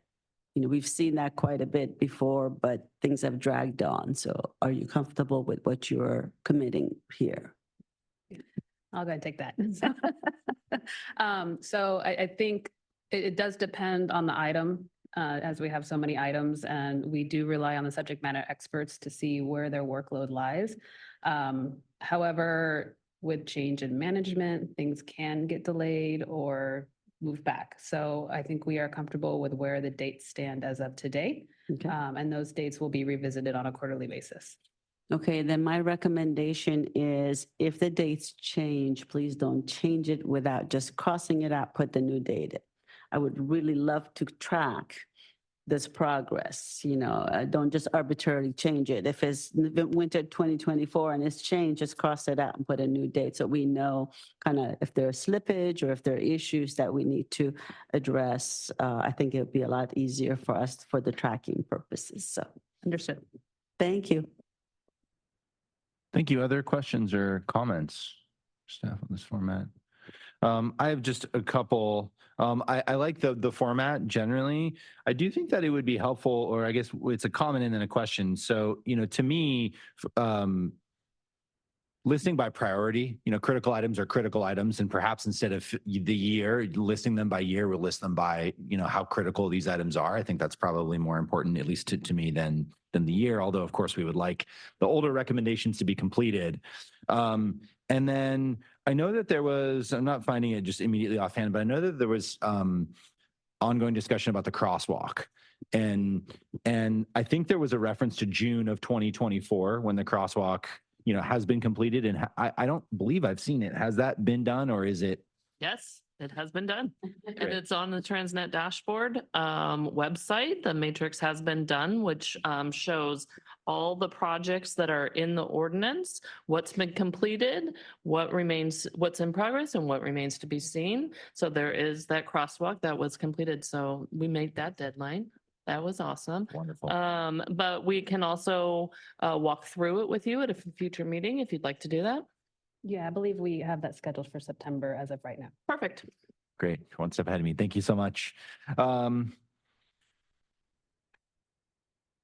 Okay. And then actually one other final comment, which was just that, so for example, this is item number 17 on the 2015 TPA. I know this was a critical item and it's listed as being kind of in progress, but all of this data that was requested by the audit recommendation, and this is related to the bikeway program. You know, all this information is always provided to us. And I think that there's just an issue with having a legitimate or a viable data source for safety information as not being included. So, you know, I guess it's just at what point do we say this is no longer in progress? If the data source doesn't exist or we can't incorporate that in, you know, I think if in my mind, this has been largely completed. So I think we should look at, you know, if we're stating something is in progress, or if there's a roadblock that's insurmountable that we cannot implement that portion of the recommendation because no safety data set exists that would allow us to do that,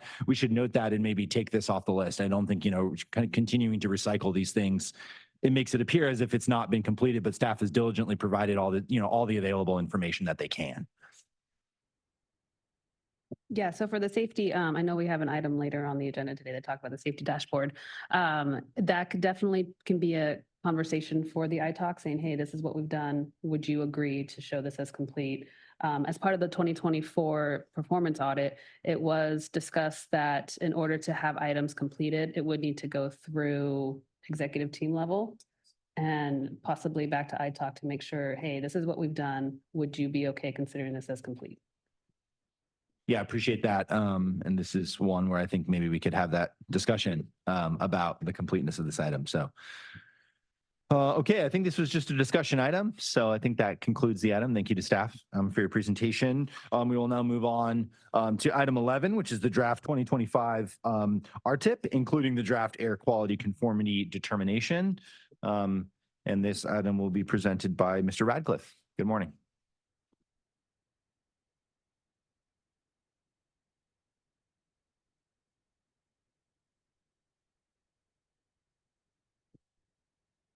Thank you, Chair, and good morning, ITALK members.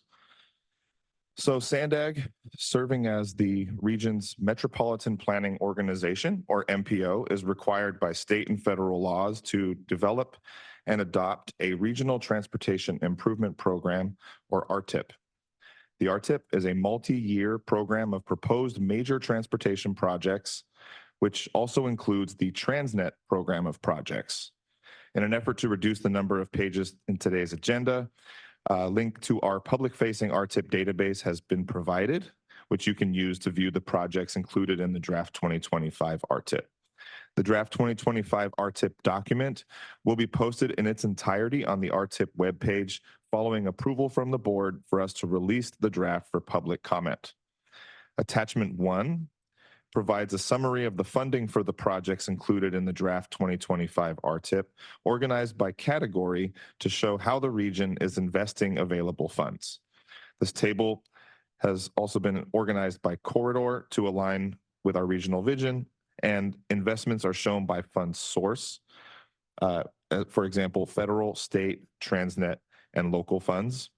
This attachment also includes all projects programmed in the 2025 RTIP, not just the TransNet funded projects. Policymakers historically have been interested in the split of investments by mode. So attachment 1 also includes 2 charts, one for the total RTIP, including the prior years, and one for the 5-year element of the RTIP, covering fiscal years 2025 through 2029. These charts illustrate how the funds are being invested per transportation mode, including highway, multimodal, transit, bike ped, and maintenance. Attachment 2 summarizes the eligibility requirements for projects to use TransNet funding. Staff has reviewed the projects contained in the draft 2025 RTIP and deemed all projects eligible. The ITALK is asked to review the projects included in the draft 2025 RTIP, focusing primarily on the TransNet program of projects, including compliance with the ordinance and requirements of the SANDAG Board Policy Number 31. Any significant comments received from this group will be brought to the Transportation Committee on July 19th. Pending Transportation Committee recommendation, the Board of Directors will be asked to approve the release of the draft 2025 RTIP for public review and comment at its meeting on July 26, 2024. A public hearing is scheduled for the September 20th, 2024 Transportation Committee meeting to receive public testimony on the proposed final 2025 RTIP. And the final 2025 RTIP will be due to the state by September 30th, 2024. That concludes my report. I'm happy to take any questions. Thank you, Mr. Radcliffe. Madam Clerk, do we have any public comments on this item? Thank you, Chair. The original draw, you can go ahead when you're ready.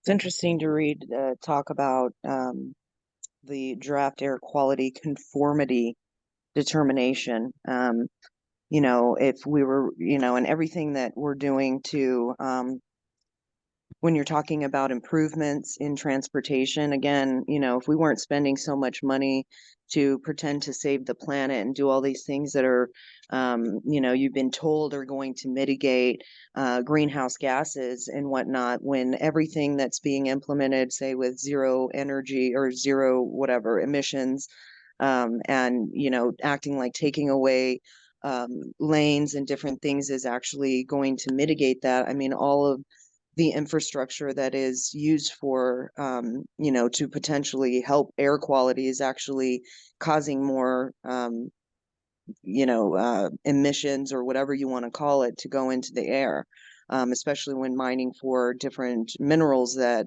aren't going, like lithium. I mean, those are creating lithium bombs that are hazardous to the air when they emit different types of gases and things that are toxic, and just from their fumes they can combust over and over. You can't even put this out. And so you know, when you're talking about air quality conformity and stuff like that, you should be thinking about and really doing your due diligence to understand that the things that we're pushing are actually not what they're being said to be doing.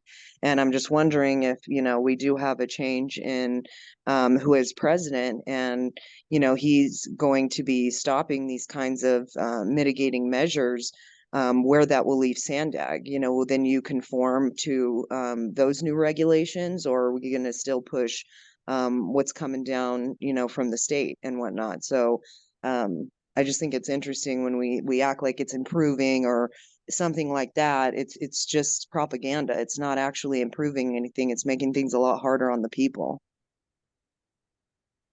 That concludes the public comments. Thank you. Bring it back to committee members. Questions, comments? Frank? No? Sunny? Just one question, Richard. I noticed that the percentage of operations and maintenance is increased compared to all years. Can you explain what that entails and why there's so much more this year or this cycle? I would have to dig into that a little more to get more specifics and drill down and get back to you on that. If that's okay. All right, thank you. I guess related to that, Richard, it appears that transit, so the operations and maintenance, I guess operations planning, infrastructure, et cetera, is actually the largest single line item in terms of expenditure of TransNet funds. Is that accurate? Yes, I believe so. And also I had a question about substantially completed projects. It appears that there's, you know, $662 million allocated for projects that are substantially complete. Can you just explain if that's right, or what that, how, you know, what that money is being used for? So that substantially completed projects categorization is primarily made up of projects that are either pending closeout, so they may end up falling out of the SANDAG budget in a future iteration. They also could have, what happens is when we start a new RTIP, any projects that don't have funding in the current 5 years that the new RTIP will be looking at, those end up remaining in the previous RTIP.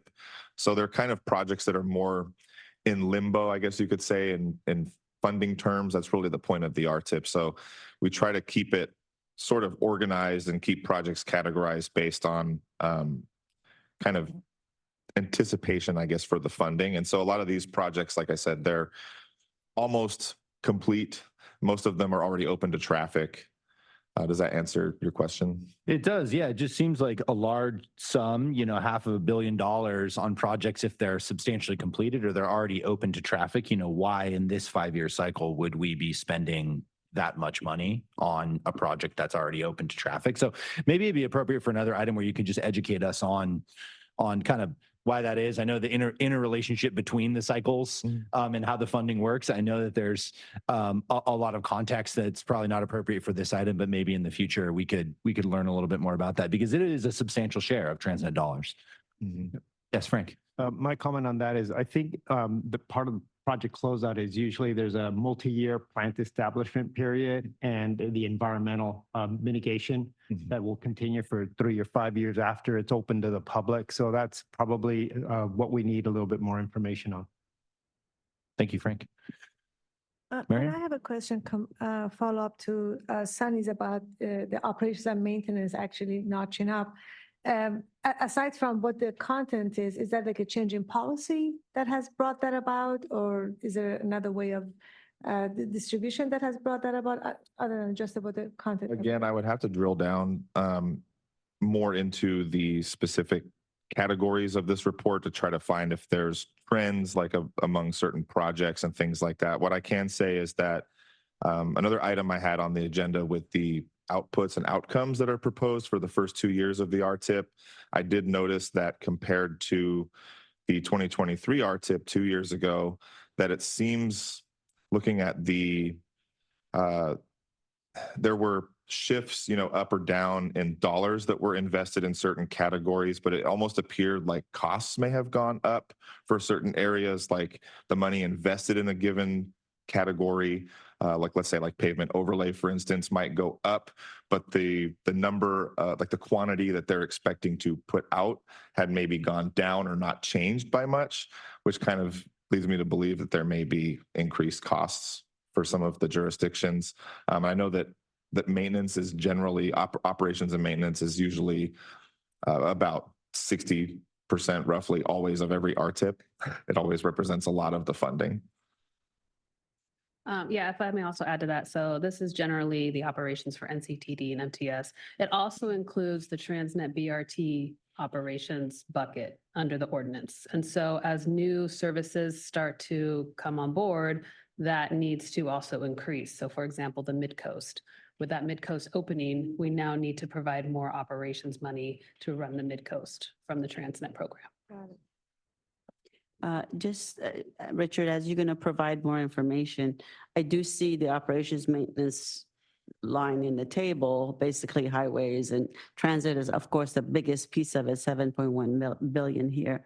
I'm just curious compared to the last cycle, maybe you can compare and tell us, what the increase, where the increase was. I would have to get back to you with that I specific figure. But I'm happy to do that. Let us know. Thank you. Thank you. Okay, seeing no other comments, that concludes this item. Thank you so much, Mr. Radcliffe, for your presentation. Thank you.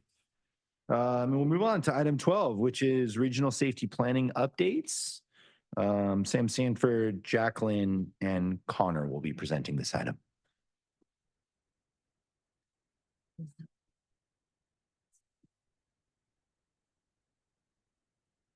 One more.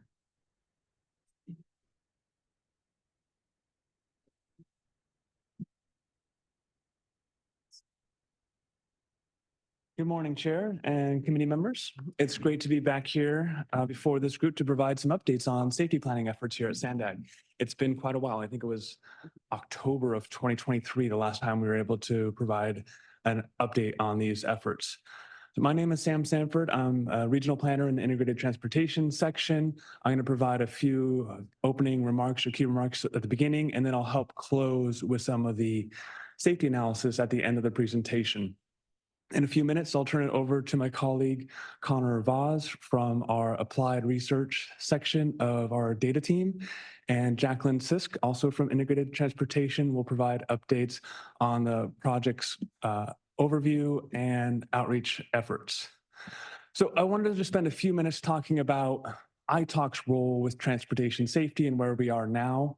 This ITALK has been really instrumental in advancing safety planning at SANDAG, and this goes back to prior items such as the TPA updates, looking at the 2018 triennial performance audit, I should say, and those efforts, those recommendations that came out of that audit and then the 2021 audit as well.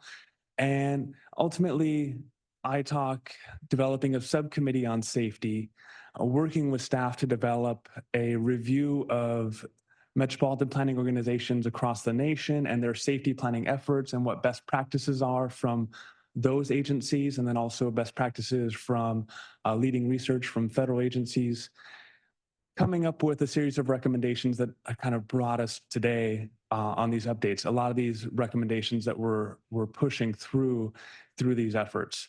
One of the key ones is concentrating or consolidating safety data into one location for a large region, which helps in transparency for the public to be able to see safety data, but also with practitioners and our local agencies having one source that they can go to have vetted data, as opposed to each of them going through and vetting the data separately with our 18 cities, our county, our 17 tribes. Each of them doing it separately is not very economical approach. So SANDAG's taken the initiative to set something up to make that easy for everybody across the region. And so right here, we just have a slide of a preview of this, but Connor's going to take us through really this foundational tool that is informing the safety planning efforts we're working on right now. And since this is publicly available, it enhances transparency on how the region is doing and is being used in many facets already that we'll get to later, but I'll turn it over to Connor. Thank you, Sam, and good morning, everybody. It's a pleasure to be here again with you all. As a part of this traffic safety dashboard, as Sam mentioned, this is a response to the 2018 audit recommendations. And as a part of this dashboard, what we're really looking to do here is, like Sam mentioned, is bring together a comprehensive amount of data for the San Diego region and make it digestible to people, both general members of the public, so it's people who maybe aren't super plugged in with how to use data or interact with it, but then also make it available so that partner agencies can be able to consume this and also use this for their own either research or professional needs. And so fortunately, we've now been able to publish a lot of data in our open data portal. And so I've presented different data products to you all. And so I won't give the in-depth open data portal spiel, but for those of you who may not be super familiar, this is a location where we're able to make all of the data that SANDAG uses available to the public. So you're not only able to interact with all of this information that you're going to see here today, but you're also able to download it and view a lot of information related to how the data was prepared, what are the limitations and use cases for this. So what you're going to see here is our story page in our open data portal here. This is our traffic safety dashboard. So in this traffic safety dashboard, we have it set up kind of by category. We have a general overview section, which will outline kind of region-wide and even specific information related to different collision factors that are attributed to each of these incidents. We're going to have a regional map section that will allow users to dive into kind of each different region in an interactive map. We're going to have a pedestrian and bicyclist section, and then we have a demographic section and a transit and rail section for today. I'm going to go ahead and outline the first three of those because really the interactivity is basically the same with the other two, and just in the spirit of trying to save some time for my fellow presenters here, we won't dive too far into the weeds, but this data actually comes from law enforcement agencies. And so this data is collected from responding officers on scenes and then passed along to the CHP, who collect this in a data repository known as iSwitters. And so we've taken this data and we've prepared it and cleaned it and worked with our GIS team to better locate collisions in our region. And so what you're going to see here today is a collaborative effort across lots of different departments at SANDAG to prepare a data set that currently in our region didn't exist. And so without further ado, I'll go ahead and show you this first overview section. What you're going to see here in these sections are Power BI pages. Power BI is a Microsoft tool that allows you to visualize data, tabular data in different formats and connect it together. And so what you're seeing here is a first kind of pane, what we call the overview section. This allows you to filter by date range, by area, by collision severity, and then a state highway indicator, whether or not it was located, the collision was on a state highway or not. Then you see we have some high-level number lines here. We have total collisions, total injured, and total fatalities. Right now, since there's no filter selected, this is collecting, or this is showing you all of the information for everything that we have in this dashboard, which is from 2006 through 2022. And I'll just mention that the reason that we have this kind of green line here in this collisions by year chart is that 2022 is still what we would consider preliminary. And so the CHP has not considered it final. So there may be changes to the total numbers for 2022 data throughout this story page. And so that's why we highlighted that one as being green. And then the other table here you have is primary collision factor. This is a breakdown by the type of fatality, whether it's pedestrian, bicyclist, and then total fatalities for all parties in a collision by the primary collision factor that resulted in those fatalities. And so this table here will interact as you select different filters. So for example, I'll go into this drop-down filter here and I'll select a given area. And as you can see here, the numbers change. And so this allows users to figure out what the safety conditions are in their region, kind of at a kind of overview, a 30,000-foot level.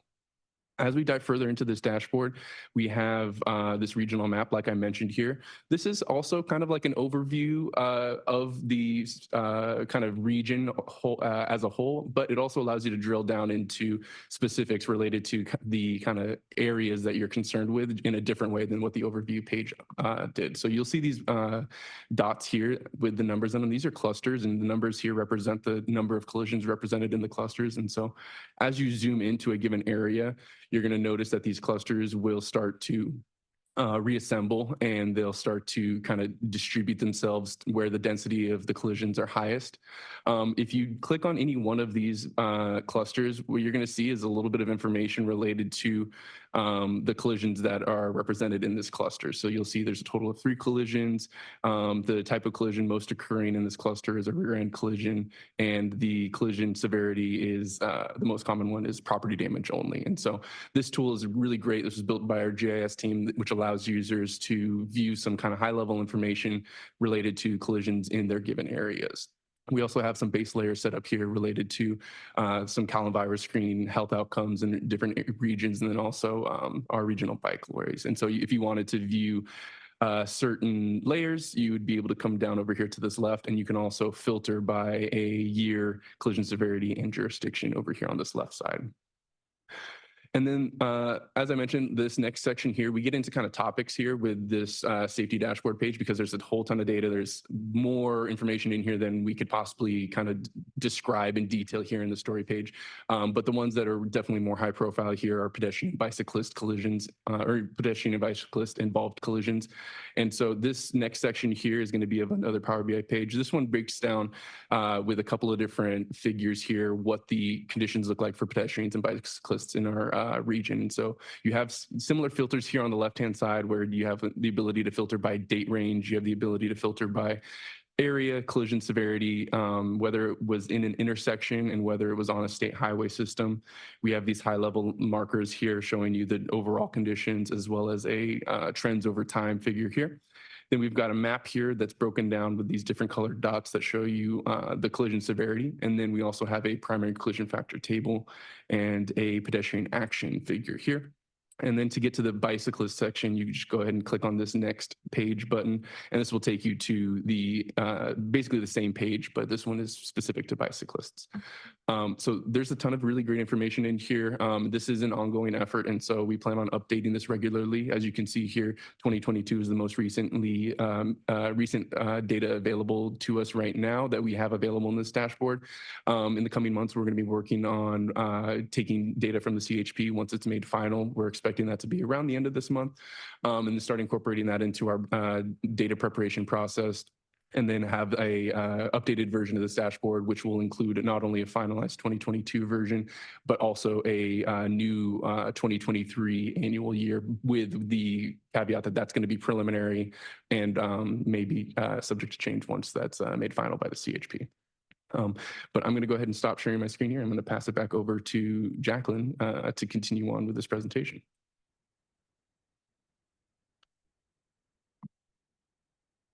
Thank you, Connor. So for Vision Zero, the Regional Vision Zero Action Plan, 3 years ago, the U.S. Department of Transportation released a new funding source called Safe Streets and Roads for All. And that funding source supports our first ever Regional Vision Zero Action Plan. SANDAG is very fortunate to be in a successful application with the City of Vista and the La Jolla Band of Lisinio Indians. We are also working in partnership with Caltrans.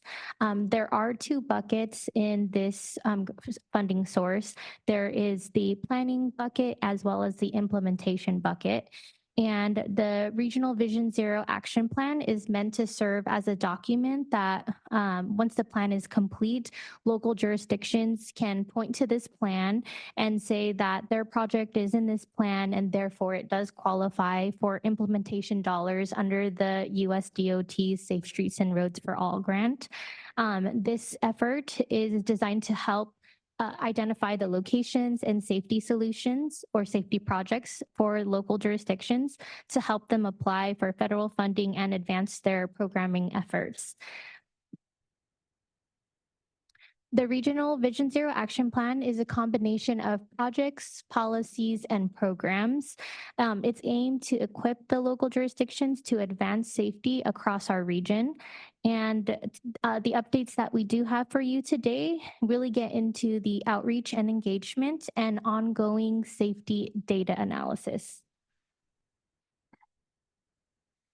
Our team has been having ongoing public engagement and outreach. SANDAG has done a series of outreach events, and I'm happy to share that we have contracted with community-based organizations throughout the region to focus on service areas throughout the region with their similar efforts. We've worked with our community-based organizations as well as our consultant team to create an engaging pop-up toolkit. As you can see on the screen, it is life-size, and we've received positive feedback for every event that we have attended. This engagement tool helps the public to provide their input on preferences on how they would like to move safely across the San Diego region. And the public's able to contribute their feedback with these stickers that you see on the pillar.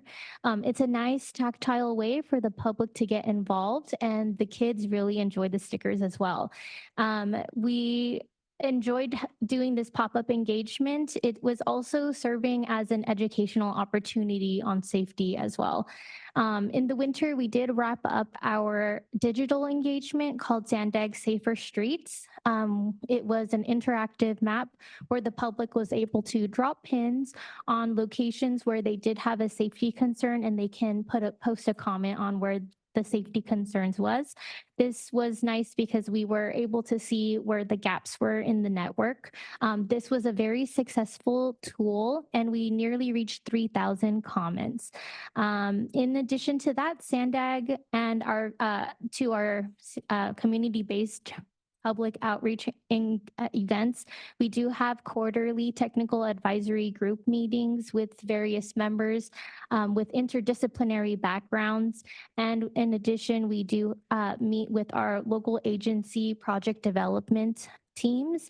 We've had our 3rd round of project development team meetings where we met with staff from each of our local jurisdictions and talked more in detail and in depth with our developing our Regional Vision Zero Action Plan. We have continuous engagement with our working groups as well as our policy advisory committees. This is our 2nd time coming to iTalk to present updates, and we are ultimately working towards wrapping up the plan details. Now I'm going to pass it off to Sam Sanford, who will jump into the safety elements. Thank you, Jacqueline. All right, so diving into some of the data, one of the first efforts we went through is taking that foundational data that Connor presented on the traffic safety dashboard and look for trends within our region. We've seen at national level some analysis, but we didn't have anything necessarily for the San Diego region. So we wanted to start off with looking at how infrastructure, behavior, and modes are affected through traffic safety, really concentrating on fatal and serious injury crashes. That is the the focus of Vision Zero efforts is to really eliminate those crash severities. So I don't want to go through each of these bubbles of data, but I do want to highlight a few. So starting in the bottom right, highlighting some of the infrastructure insights that we're able to glean from this crash data from 2018 to 2022, that 49% of fatal and serious injury crashes occur on roads with 4 or more lanes. That's overrepresentative of that facility type. Moving to the center of the diagram, 27% of auto-only fatal and serious injury crashes involve a driver under the influence, so bringing in the behavioral aspect. And then moving across to the left there, pedestrians are only involved in 7% of all crashes, but 23% of fatal and serious injury crashes. So again, that overrepresentation piece. So this was kind of a first pass to understand, okay, what are some of the challenge areas within our region? From this, we started looking at developing 2 different networks, 2 safety networks. So this diagram kind of walks us through what those 2 networks comprise, and then they both went through a prioritization process. Starting with the left-hand side, we have this regional safety focus network. This is a review of crash concentrations along our corridors, looking historically, where they have occurred in the past. On the right-hand side of the diagram, we have the systemic risk factors. This gets more proactive. This identifies, based on risk-based approach, where we anticipate there's a higher likelihood of high severity crashes in the future. And that takes some of that infrastructure information from the prior slide, identifies where those are in our system when there are many overlapping features, and highlights those. So sticking with the safety focus network for a minute, this is that historic-based approach. And what are some of the stats from that?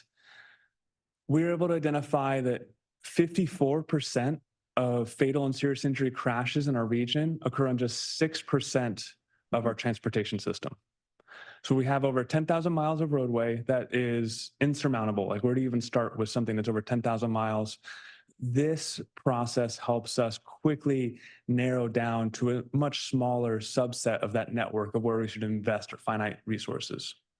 In addition to having 54% of all fatal and serious injury crashes, this network comprises 59% of the fatal and serious injury crashes involving a pedestrian, 54% of those crashes that involve a cyclist, and 49% of those fatal and serious injury crashes involving seniors or youth. So what does the safety focus network look like in our region? Here's a depiction of it. This is the entire county. So it has both the western edge and then the eastern portion of our county. In total, it's 653 miles is the calculation for that 6% of the network. And the way this was developed is we looked at modes separately. So we did look at pedestrians separately, then cyclists, motorcycles, and motor vehicles. Again, focusing on fatal, serious, or suspect serious injury for those modes. The map we're looking at right now with the black lines has all 4 of those modes collapsed together. So any one black line on this map could be highlighted because of pedestrian historic crashes, motor vehicle historic severity crashes, or all 4 together. So to highlight that, I want to step through the 4 modes, starting with pedestrians in this yellow gold color. This is the safety focus network for where there's high severity pedestrian crashes, a lot in some of the downtown areas of our member jurisdictions. If I advance one more to the cyclist safety focus network, you can see concentrations more along the western third, and again, some other cities their downtown sections popping up. A few more rural county facilities as well. When I advance to motorcycle, you see the network is very dispersed across the entire region. And then lastly, I bring in the motor vehicle fatal and serious injury crashes. And again, this is widely dispersed.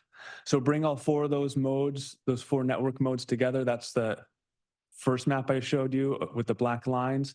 So this is meant to help prioritize where we can put our finite resources. And the jurisdictions, as Jacqueline was pointing out earlier, in future cycles for Safe Streets and Roads for All can now apply, well, when the plan is complete, they can apply for implementation dollars for any of the segments on this network. That's the first network. There was a second network I mentioned, which is a systemic safety network, and that's the proactive, because one of the limitations of this safety focused network, it's reactive. It's where crashes have happened in the past. We also want to try and be proactive where we can and identify like areas where, based on correlation with high severity crashes with different features, we anticipate a higher likelihood of crashes in the future. So this map shows those segments on the safety focus network, and this includes all jurisdictions again. It's not where there is one feature. Earlier I mentioned the roadways with 4 or more lanes of having disproportionate action in fatal and serious injury crashes. If that one feature is present on a roadway, that would not result in being on this map. But if it had 5 features, then it would be part of this network. So those are the 2 safety approaches, the 2 safety networks that we're working through right now. This is an action plan, so there are going to be actions associated with it. And one way that we are looking to pull these actions together is to categorize them or group them together based on activities that SANDAG routinely works through. So SANDAG, just like today, we convene and coordinate quite a few meetings. We go through advocating for different efforts, planning, funding, education, evaluation, and implementation of projects. So the actions that are coming through this Vision Zero action plan will be nested in this grouping. That way, when it comes to implementation, it'll be more of a natural progression into those implementation steps. Another feature that's going to come out of this effort is a online toolbox for jurisdictions to leverage, and it's going to pull together the safety data that was just presented, the safety analysis, the safety data that Connor presented on earlier. It'll also bring together the public comments that Jacqueline spoke to, the nearly 3,000 online comments, plus other comments we've received, and countermeasures. So those are the safety solutions based on the types of crashes that are occurring in a location. So a member jurisdiction staff can come into the site and say, okay, we know this one segment is as problematic. It's on either the safety focus network or the systemic safety network. You know, what are some countermeasure ideas, and what are the public already saying about this? Is the public aware as an issue for them? Do they have ideas as well? So all that will be in one location that then can be used as kind of a launch pad towards project development and ultimately to grants. So as far as next steps, we're looking at wrapping up that toolkit in the fall, and the plan itself again in the fall as well. And then as soon as we wrap that up, we're off and running into the implementation steps. So we'll quickly be working through the next few months. And that concludes our presentation, and we're happy to take any comments, questions. Thank you so much for the presentation. Extremely informative. Madam Clerk, do we have any public comments on this item? We do. Thank you, Chair. The original draw, you can go ahead. My apologies. You can go ahead now. Hello. Okay. When you're demonizing driving, you know, it's a way to get people out of their cars and de-incentivize people. Of course, we don't want people to die. I mean, I've been hit head on by a drunken high driver, and it was on a 2-lane road. So, you know, when you talk about like 4 lanes and stuff like that it's happening on, of course it is, but it's going to happen at any point. Even if you had, you know, people are going to have fatal crashes. Everybody has an exit date from this realm. And, you know, there's only certain things that we can do to mitigate it. But when I understand what the plan is to get people out of their cars, it's like, you know, this is the perfect way to do it, because then you just have to like de-incentivize by going, we got to go down to 1 or 2 lanes. We got to lower the speed limit to 25 miles an hour, or even 15. so that people want to basically walk places. But that doesn't mean that someone can't be out in the heat walking because that's what you want them to do, or even riding a bike and have, something fatally happen because their body can't handle the heat or whatever it is.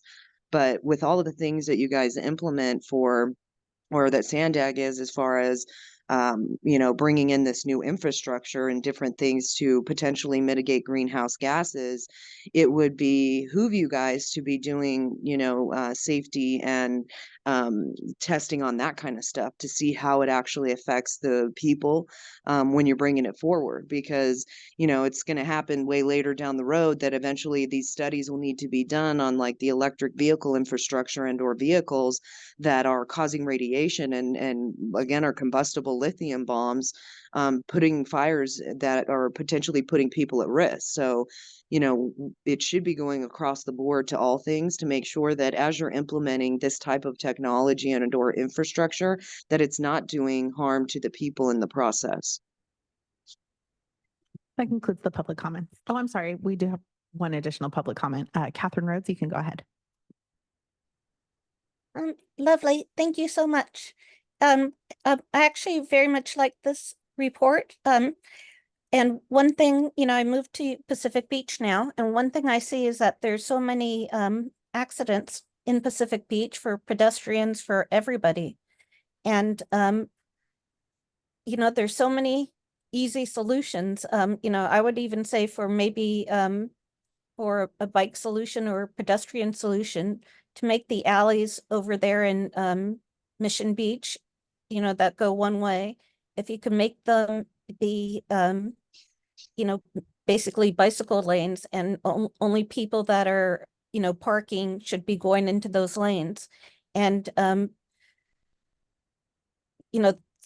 guess I'm just concerned about Pacific Beach and exactly what your plans are for it. So I didn't know where we could find more information about that. Thank you so much. That concludes the public comments on this item. Thank you. Bringing it back to committee members, questions, comments for staff. Marian. I have a couple of questions. Connor, just out of curiosity, as you were going through your dashboard, there's a section that says, where it says primary collision factor, it says pedestrian violation. Then you have a pedestrian right away, and a few places down, then you have a vehicle right away. What do you mean by, do you mean like pedestrian right away was violated, or like how is that the two different? So I don't know off the top of my head the exact definition of each primary collision factor, but I can definitely take a look at that and get back to you for you. These are classifications that are, I guess, kind of groupings of different types of violations that the CHP will take a crash record and like put it into. So depending on the responding officer, the exact violation may be slightly different, but that's the kind of what the primary collision factor is. There may be other associated factors in addition to pedestrian being either in a right-of-way or pedestrian violation, but I don't know what exactly would qualify to put that type of factor to a given report. But we have some documentation in the metadata for the website, but we can definitely get back to you with the exact. I was just curious because it's like a second factor listed, pedestrian right away. What's the definition of it? Versus when you say vehicle right away. I'm maybe going on. Anyway, it would be good to know. And the other one, I saw that under your Vision Zero partners, you have City of Vista and La Jolla Band of Louisiana Indians, and then of course Caltrans. What are the other cities? I mean, just the City of Vista? Yeah, so we were fortunate in that we were able to partner with those two, kind of a smaller city and also a smaller tribe, to have examples of how other jurisdictions can emulate that in future cycles if they want to have their own plan. The City of Vista and the La Jolla Band of Louisiana Indians wanted to go through this process and have those as examples, and we'll have templates of those plans for others to use in future cycles. They'll also get a little bit further along in the development or identification of location ideas for projects. But the regional Vision Zero action plan will still make all local agencies, including tribes, eligible for future cycles.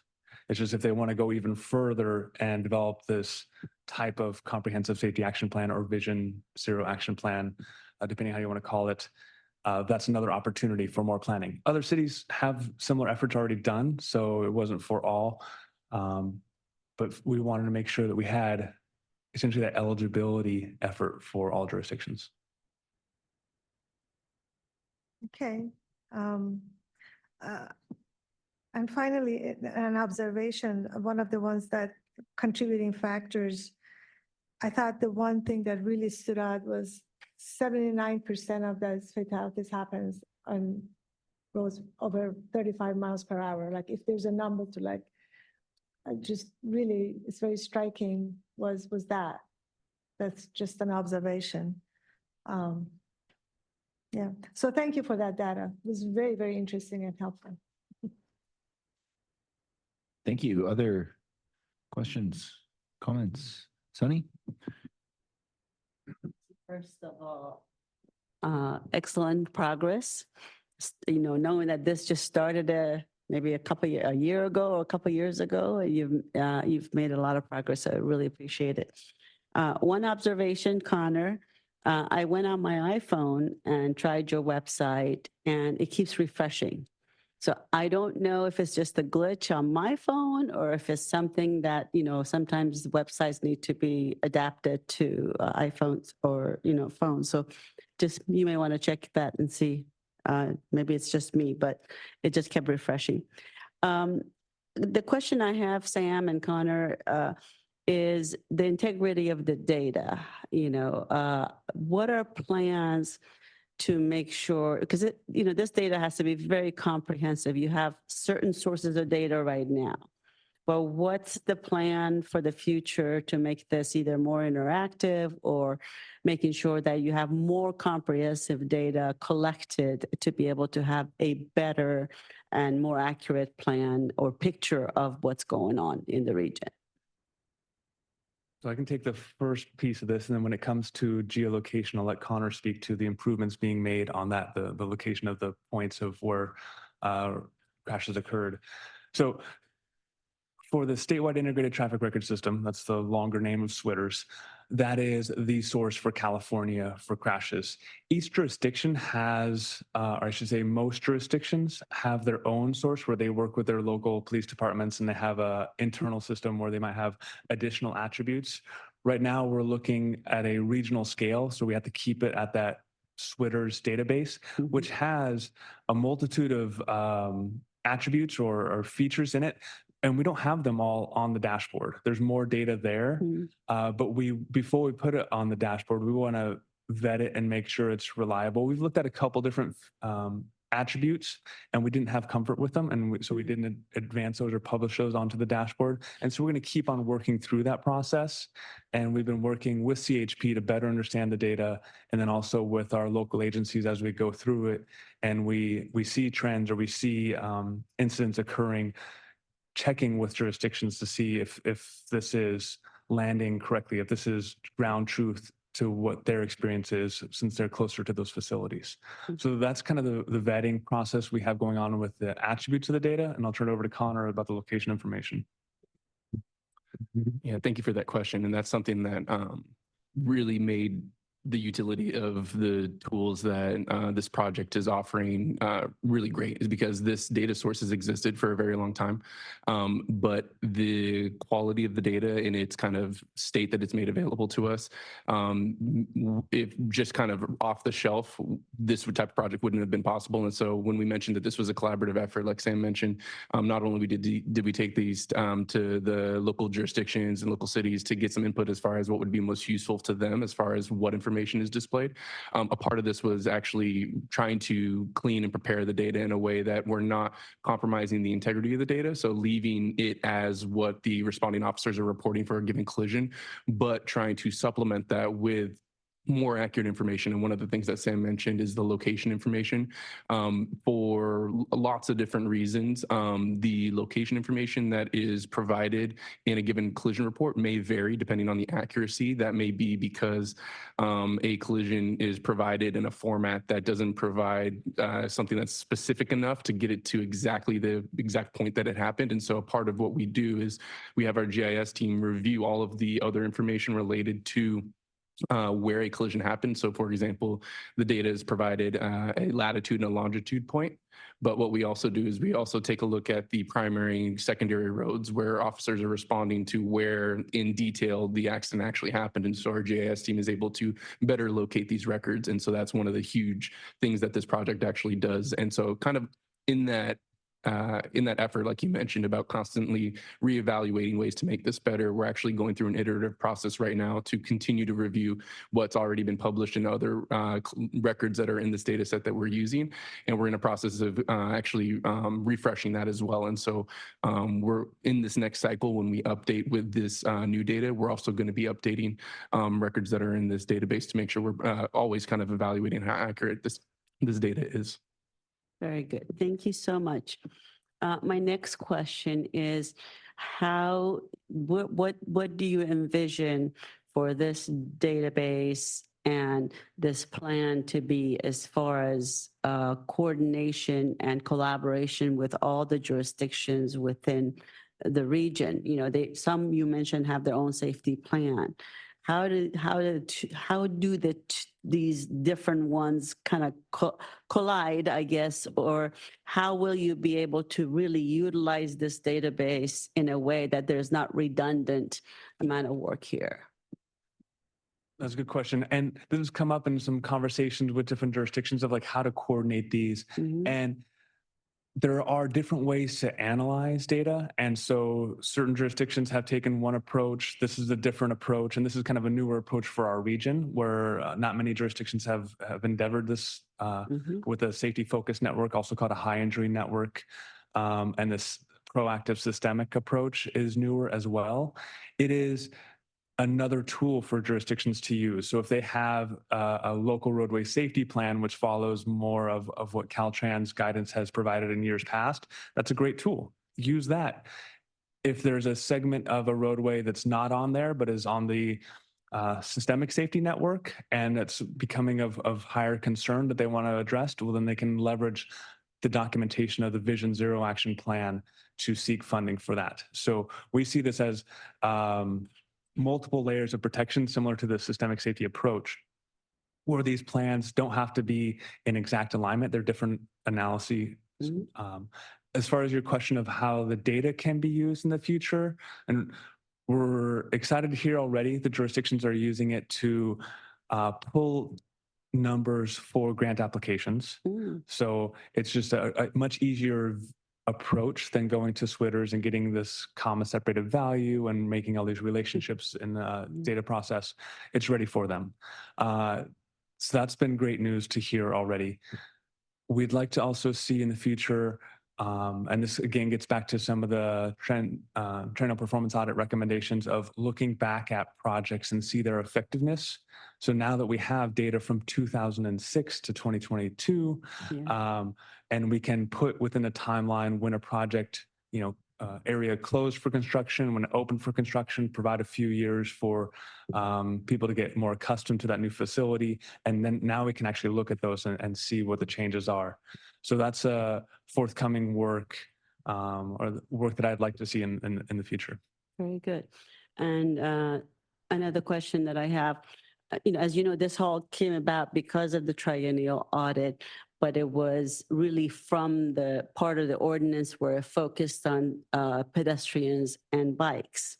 And as you presented, that's the highest percentages of safety issues.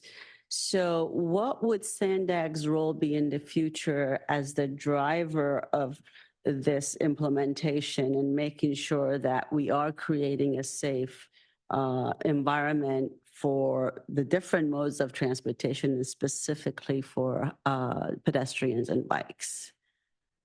I'll give you a couple examples. For First and foremost would be SANDAG sponsored projects, where SANDAG does lead development of many projects particularly on the bicycle side, but those enhancements also help with pedestrian amenities as well. So those go through a thorough process and continue to bring in more of those safety countermeasures as they move forward.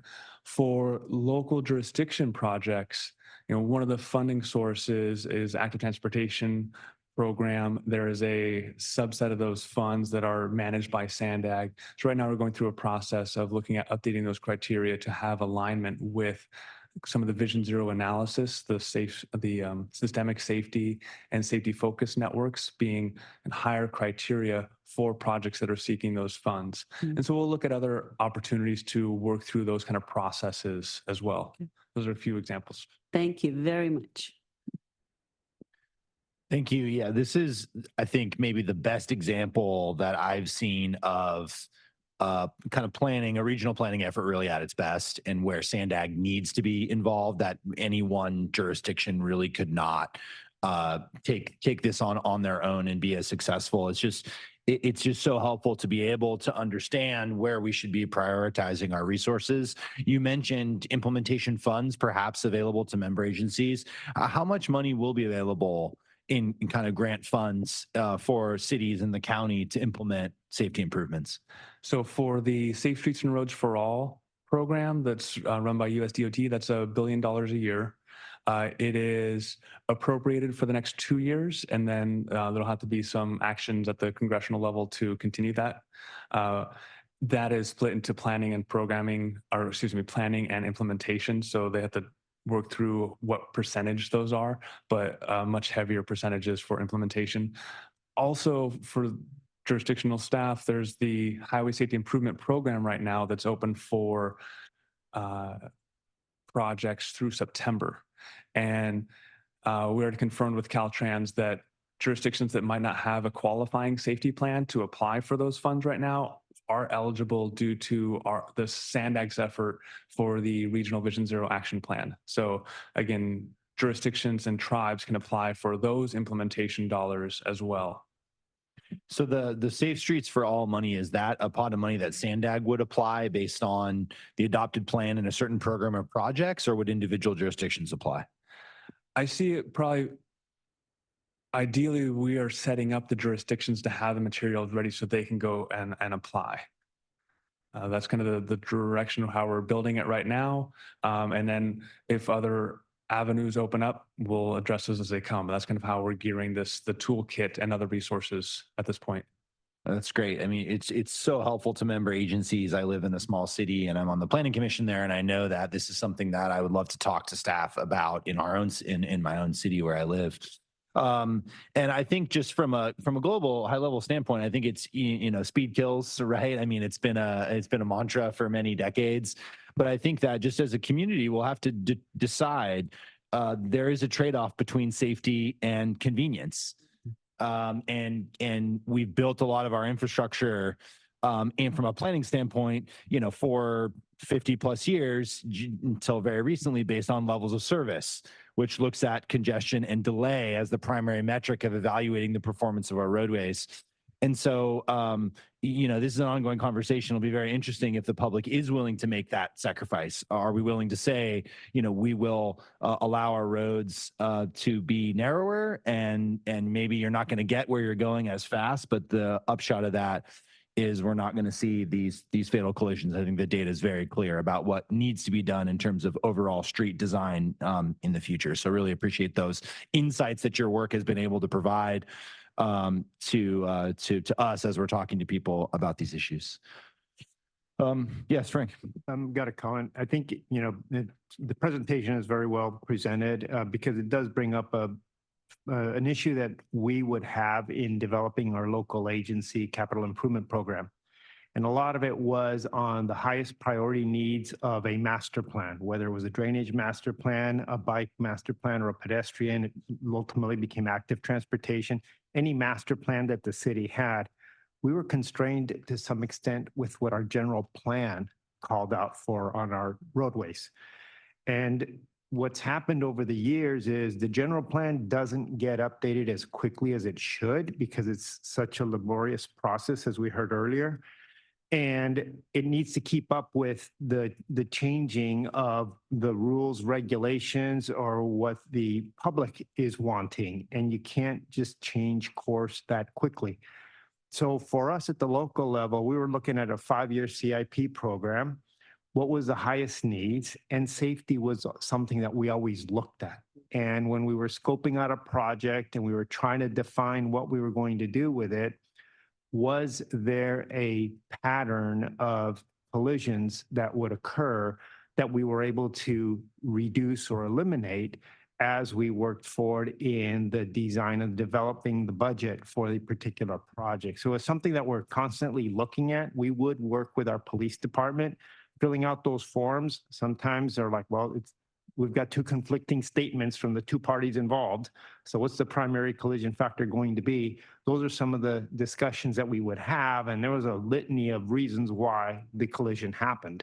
So it's not always easy, but I think that is something that the local agencies are always looking at. They know their hotspots for where the collisions occur. And I think we just need to encourage them that that's what we need to keep working on to get the numbers down. On the DUI statistic was very telling, 27% of the fatalities. And that's something that the police will do the DUI checkpoints. And there's grants for that from the Office of Traffic Safety and others. And so that's just one of those messages that needs to be out there to the public that it is something that's being monitored by the local agencies and primarily the police force. But it's a very complicated issue because it does get into social engineering also. Thank you, Frank. Thank you so much for being here and for this presentation. Extremely helpful, and we really appreciate it. Thank you, staff. Okay, moving on to item number 13. And we're just past 12 o'clock here. So in the interest of time, I know that the staff member that was going to be presented, I think is feeling a little bit under the weather today and wasn't able to be here in person. So I think that what we'll do is forego a presentation on this item and we'll just bring it to public and member comments to see if we have any questions or comments on this particular item. So Madam Clerk, do we have any public comments on item 13? Thank you, Chair. We do. First will be Catherine Rhodes, followed by the original draw. Hello, thank you very much for this. As a civil engineer, whenever I go on our local streets, they are terrible. But, when bicycles go on them, they're filled with potholes. And so, yes, you might be giving the city of let's say the city of San Diego money to do resurfacing of the streets, but the resurfacing job is so bad. And I personally believe that you guys should actually do some type of investigation into this, take core samples and see exactly how they're building these roads, because you're spending so much money and it seems like the only people benefiting from these are people who are actually doing the road work. They have to come back again and again. And even when they just finish something and you're finally ready to go on this new road, it's bumpy and it's junk. And so I don't know if you could do something, and it would help with the, Vision Zero and safety improvements when you have a smooth street compared to these bumpy streets that we have in the city of San Diego. And so I think the city of San Diego, whoever is doing your actual work, somebody should be overseeing them better so that we could have like world-class regular streets that people have in every neighborhood of America except San Diego. So what could SANDAG do to make sure that the money they spent is being used properly? Thank you so much. I think your next commenter will be the original draw. You can go ahead. How funny, I was going to say the same type of things that, a lot of the times the roads, they'll seemingly be trying to mitigate getting them into a smooth condition or just a better condition. And it is good business for the people that have to come back and keep doing it. That's why it's kind of subpar work. It's not something that's really fixing it. It's like a Band-Aid. And, it doesn't really last very long. It's something where, you know, but it's a business, and so it does keep them coming back, and then they can get more money and whatnot. But as far as the just previous item in the safety issues, I'm just wondering how many of these accidents could potentially have been caused by a pothole or by some kind of problem with the road that could have been mitigated in a different way. And so when you're looking at those statistics or information or data, is it just showing that, you know, an accident has happened on this road, or do you actually get the information of what was the cause of it? And would that be something that you would be putting in there to say that, because that would be a concern if there's, you know, issues with the road? I mean, because then there's pedestrians and bicycles lists that are having accidents, because in the city of San Diego, there's constant litigation and settlements coming forward from issues in the road where there's been an accident by somebody walking or biking, and it's paying out, you know, hundreds of thousands of dollars most of the time. So is this something that is implemented into your safety data and your dashboard, so that, you know, people can be aware of what's actually causing those, and that it's not just, say, you know, somebody driving on the road causing the accident? You know, if there's other factors that need to be added to that to give an accurate accounting of what's actually taking place, I think that that needs to be something that's implemented if it actually isn't at this point, so that you can have a full report. That concludes the public comments on this item. Okay, thanks very much. So bringing it back to committee members, any comments or questions on our local streets and roads annual report? No, seeing none. I just think this was telling a report that LSI funds are really important. It was just a reminder that it's very important. There's a lot of important projects, and they're important. So okay, well, that concludes item number 13. Just a note, our next meeting is not August 14th. Our next meeting will be in September. We are dark in August. So I hope everyone has a wonderful August, and we'll see you in September. We're adjourned. Thanks very much. Just wanted to thank you, Chair, for your service for 2 years. We appreciate your guidance, your leadership. You did an excellent job. So thank you so much.